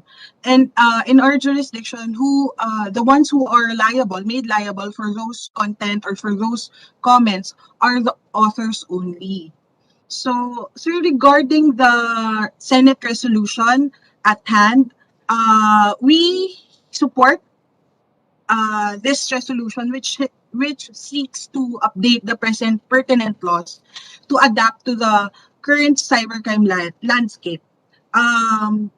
Despite such support, we submit also that there is a Section 6 of the current cybercrime law, or RA 10175, or the Cybercrime Prevention Act of 2012, that although created at a time when social media platforms and applications were still smaller than what they are today, we are of the opinion that it is inclusive enough to cover manners but by which cybercrimes are committed to, and broad enough to apply to cybercrimes that may be committed in the future. So it is also our position that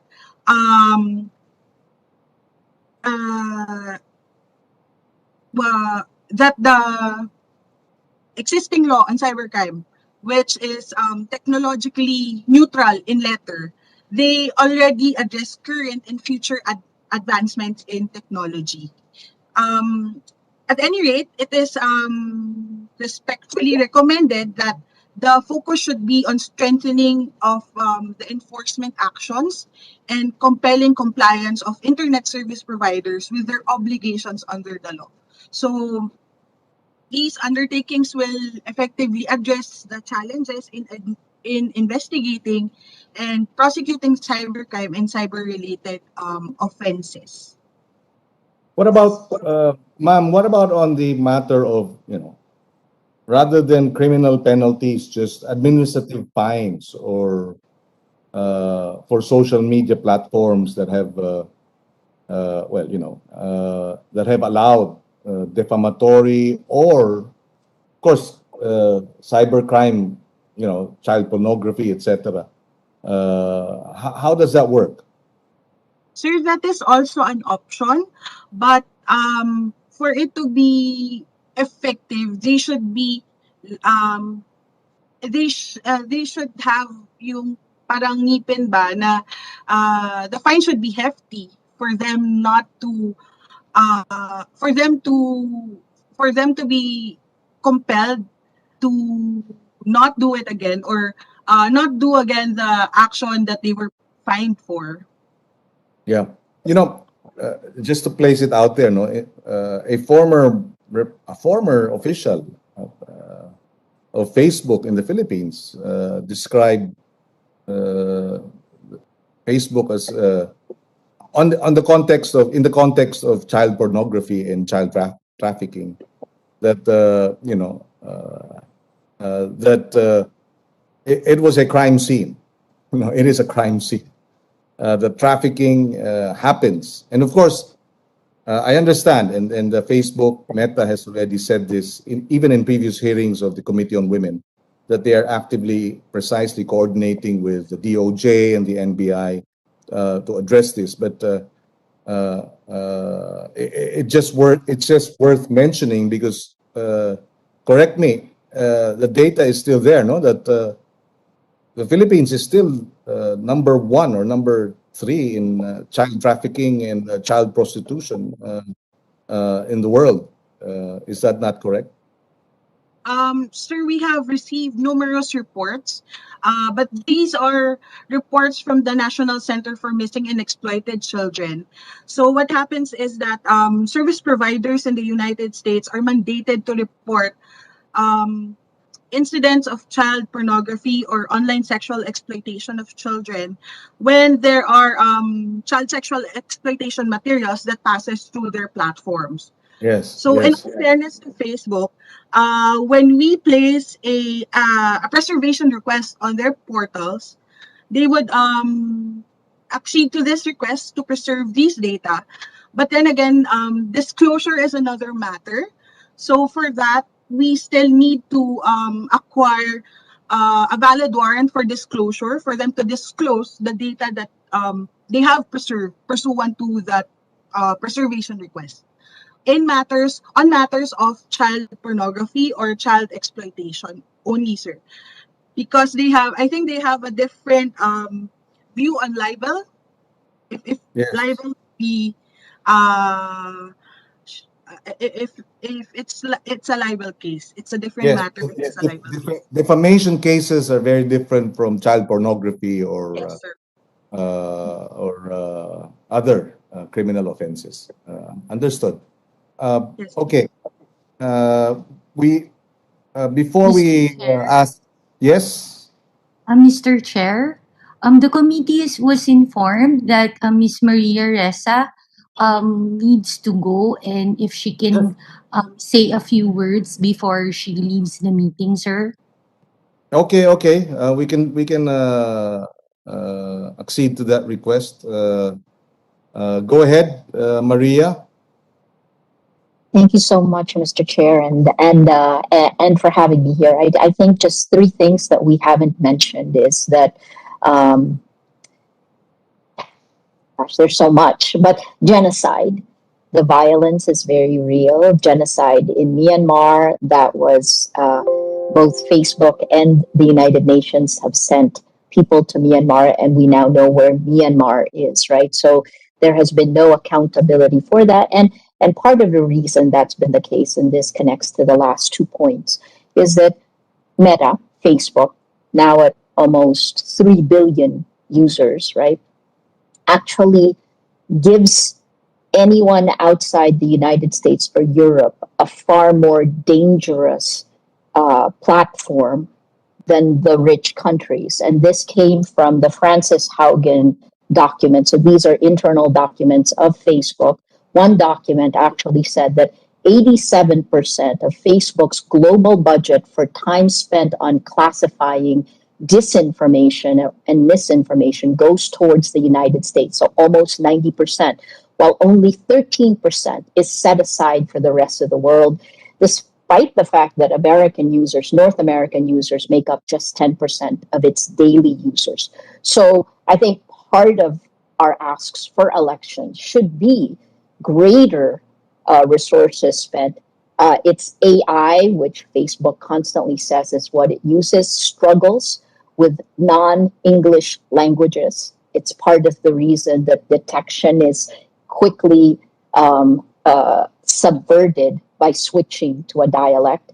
And then finally, the last part, which goes back to how we started, is that conspiracy theories about elections, and this is a lesson we learned from the United States from Facebook's own internal documents, that they actually allowed disinformation about Stop the Steal, right? It was classified as harmful but non-violating content. And that's extremely problematic because it allows conspiracy theories and even vaccine hesitancy to continue, right? So again, with something like this, and I'll place it in the context of a development just the last 2 days, I think, Mr. Chair, you released a statement about the potential Kamalek hack that Kamalek says didn't happen, but is being broadcast by some other candidates and known disinformation influencers as a way to already begin to seed distrust of our electoral process. And I'll leave it with that, right? There are no guardrails for this. I'd be happy to help any other way. We have the data for you. Thank you so much for listening. Thank you, Maria. We appreciate your presence, and we will continue to coordinate with the Rappler, the office, as we craft the report on this resolution and this committee hearings. We will also allow Lazada, Shopee, and Rockwell, considering that we have raised a number of questions already with them. If they have, we can let them go, and we thank them for their participation. Unless they have a few more words before we proceed. Shopee, Lazada, and Rockwell. If there are no, additional inputs, we thank Rockwell, we thank Shopee, and we thank Lazada for your time, and we hope we will continue to coordinate with your offices, respective offices, so that we can together come up with a report that will help all of us address this issue of disinformation. Maraming salamat. We can now proceed. I think we can continue as we excuse a number of our resource persons. With Meta. Meta, you were raising your hand. Yes, Rob, go Mr. ahead. Chair. Thank you very much once again for your time. I just want to add a few key points here regarding the fact that there is no code of conduct at Meta. That's grossly inaccurate. Just to be frank, we have a very extensive and transparent list of community standards that we enforce. And without sounding like I'm deflecting anything, I think all of us who work in cyberspace, which is everyone on this call, we all know that Facebook's family of apps, Meta's family of apps, we are a mainstream service. People like me exist and Roy exists, and you can come and talk to us anytime. A big threat in general is the use of the dark web to spread disinformation and to spread harmful content. So that's something that needs to be addressed just in general by all of us. That's a comment for which I have no solution, of course. Just to DOJ's point, we are responsive to Filipino legal process. And I just want to follow up by saying it's unfortunate that up until recently, it's been the Philippines law that requires a cyber warrant in matters of child exploitation. And that limits the nimbleness of police to pursue those who seek to harm children in the Philippines. So we at Meta have been actively advocating for revision of those laws to bring the Philippines more in line with the modern realities of how the internet is used to exploit children. And so there can be an extrajudicial process for access to basic subscriber information. So I do want to say that I'm very proud of our work in that space and our work with the Senate and with the House in that space. And I'm very proud of our collaboration with the DOJ OCC in general and with the Philippines law enforcement infrastructure in general. Thank you for your indulgence. Thank you, Rob, again. And please don't get me wrong. The code of conduct that I was referring to was for the advertising agencies, the media specialists, primarily the 4As, the Ad Standards Council, the PANA, the local community of advertisers. Yes, sir. I just want you to know that we do enforce our own codes of conduct, and such codes, of course, just don't exist on the dark web. So Yes. you have a direct line to our company, but to places like 4chan and 8chan and the non-mainstream part of the internet is a far bigger challenge for all of us who want to address cybercrime. Yes. Thank you. Yes, thank you. We now go to the PCOO. Wait, before PCOO. Is Yusek Ablan? There you are. You're one of the early birds. Please, do you have a position paper and statement? Thank you, Mr. Chair. Good morning to all Senate members of this committee. We fully support the Senate resolution on countering disinformation by amending our laws, Mr. Chair. That is insofar as we are concerned. Thank you. Okay. I go back to the DOJ very quickly. With respect to the complaints of cybercrime, would you have data as to cases being filed? Meron ho ba kayong information? How many complaints has the office of received in relation, to crimes done through social media? Sir, the DOJ, Office of Cybercrime, receives reports from its provincial prosecutor provincial offices and all prosecution offices monthly. So we do have a database on that, on cybercrime that has been filed with their offices. Let me just include that in the position paper that we will be submitting as soon as it gets approved, sir. So Yes, we will be please. sending Yes. your office a copy of the position paper as well of the data that you have been requesting. Yes, and if you can include in the data of those cases filed, how many were done through, fake accounts, or accounts whose handlers or owners are unidentifiable, at least on its face. Sir, I think our data would only be limited as to the number of cases that have been filed and for what offense. But as to whether they were committed via social media, I don't think we have access to that, sir. Unless there are only complaints, of those that were only filed with our office and not with the prosecutor's offices.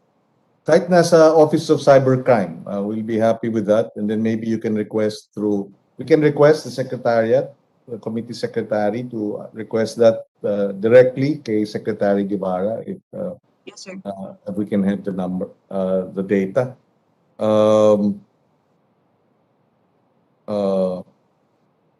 Is there a mechanism that the Cybercrime Office observes or follows when fake accounts are involved?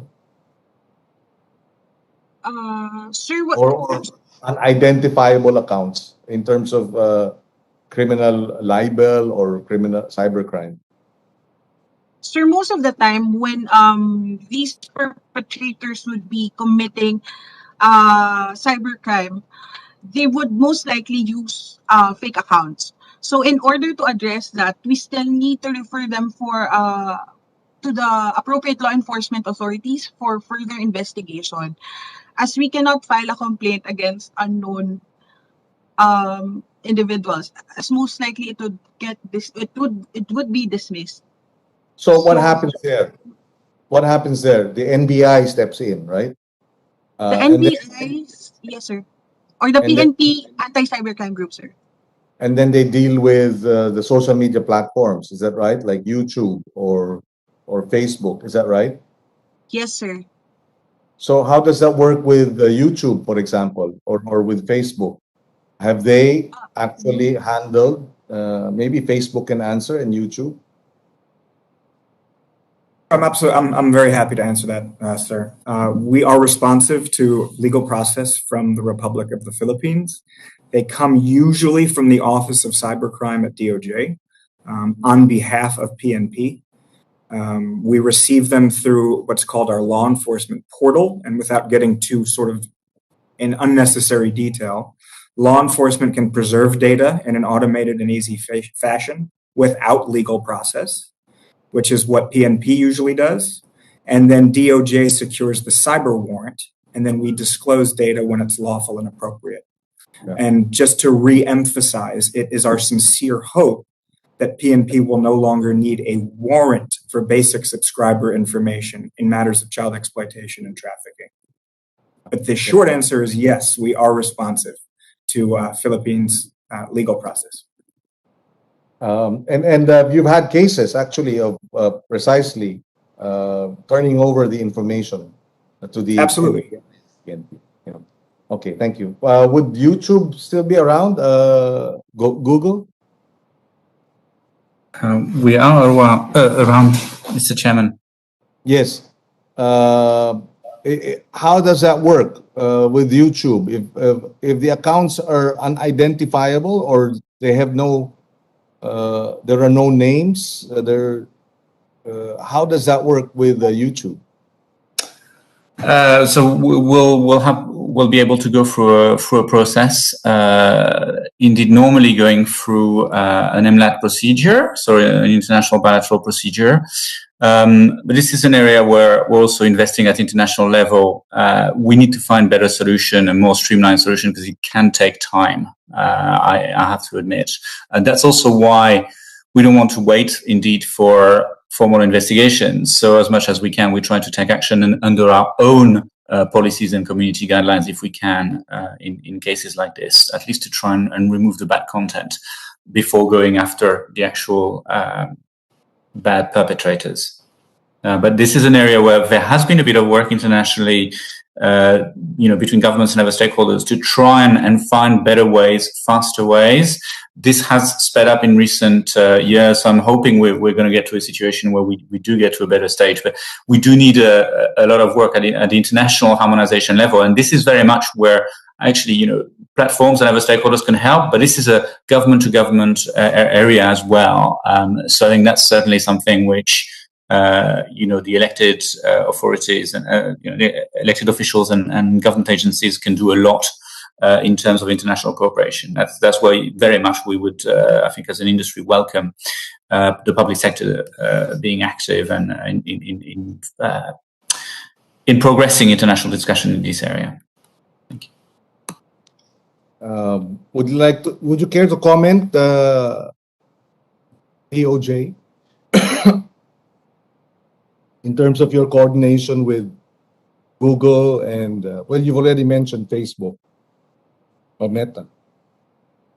I agree, sir, that they have been very responsive when we have been when we give them or when we send requests for preservation. But as I have mentioned earlier, disclosure of such data that have been requested to be preserved is another matter because we are also constrained by our laws that we do need a warrant for disclosure of computer data before such data can be closed to us. Well, in other words, So I think in other words, it's like a chicken and egg situation. You don't know the guy, and therefore you can't file a case, but you can't identify the person. How do you issue the warrant? Perhaps I'm sorry, Mr. Chair, to interrupt. Perhaps I can just clarify because Yes, I understand why this seems like it's confusing. So when a production order is attached to a search warrant in the Philippines, it comes to us not for an individual, but for an account. So at that point, the probable cause has been established, as you would know, and signed by a judge and submitted to us. Okay. Facebook, just like any other provider, is just one step in the process. So we provide basic subscriber information, which would include information like session IDs and IP log-on, log-off information that the PNP or NBI or whichever law enforcement is lead would have to then take to the Filipino ISPs and say who is using this computer and when. Yes. So this is an exceptional challenge in the Philippines because, as you know, many of our Filipino community of users use internet cafes with shared machines, which is why we sincerely hope at Meta that the laws will be made such that the police, relevant authorities can be far more nimble in getting information when it comes to child exploitation and trafficking. So just in general, we are one step in the process. And this is something I've worked when I was a government employee and now here at Meta. We are one step in the process. I hope that clarifies a little bit. So the chicken and the egg part, I absolutely understand that metaphor, but what we disclose is the information we do have. And whether or not that ties to an actual human being, that's up to PNP or NBI or DOJ, et cetera. Yes, I understand. It would help a lot if precisely if the identities of these individuals are kept on record by Google or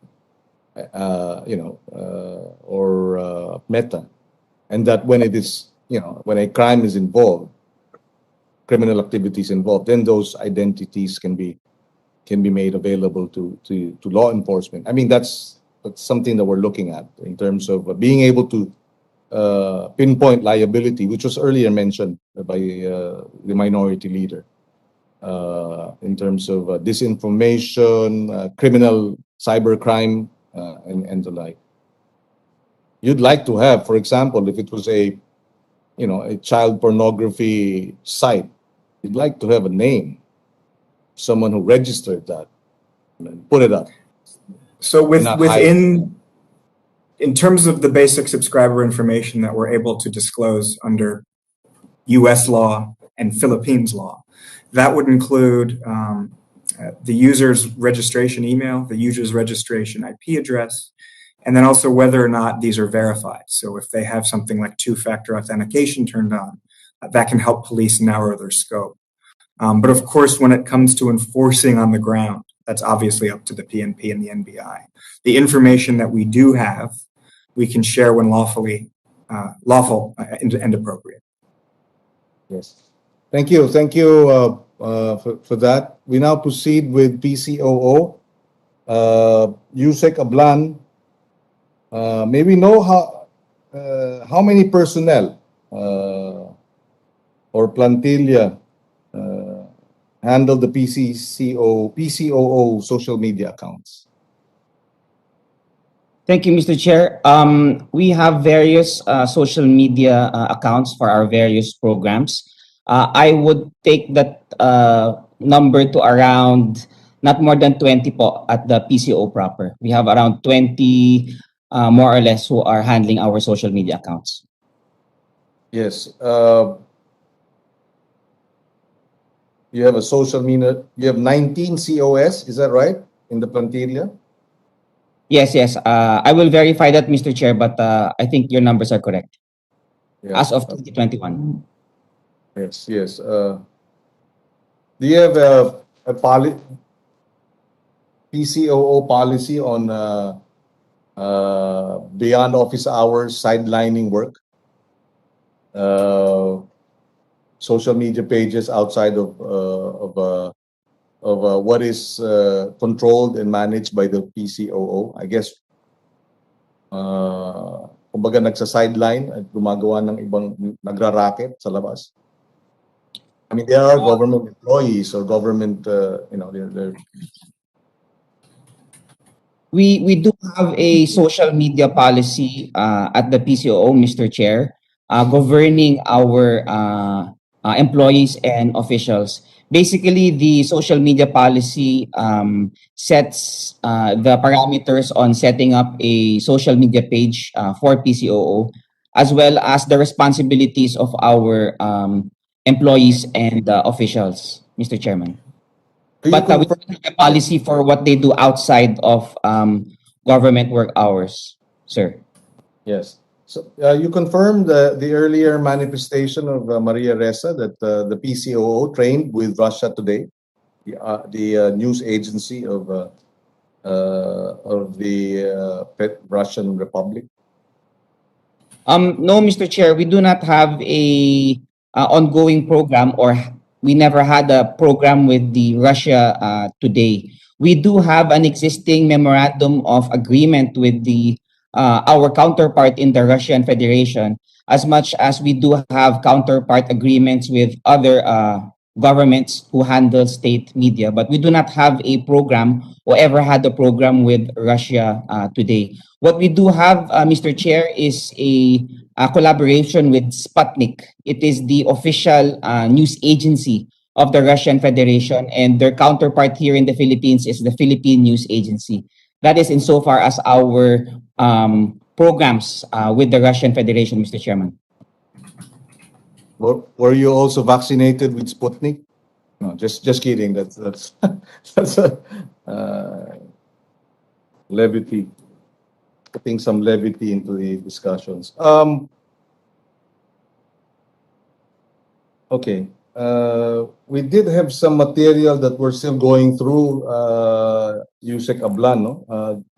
We had I think this was requested during the budget deliberations. Were you able to submit the requests of the Finance Committee? Sorry, I'm not sure if you're familiar with that.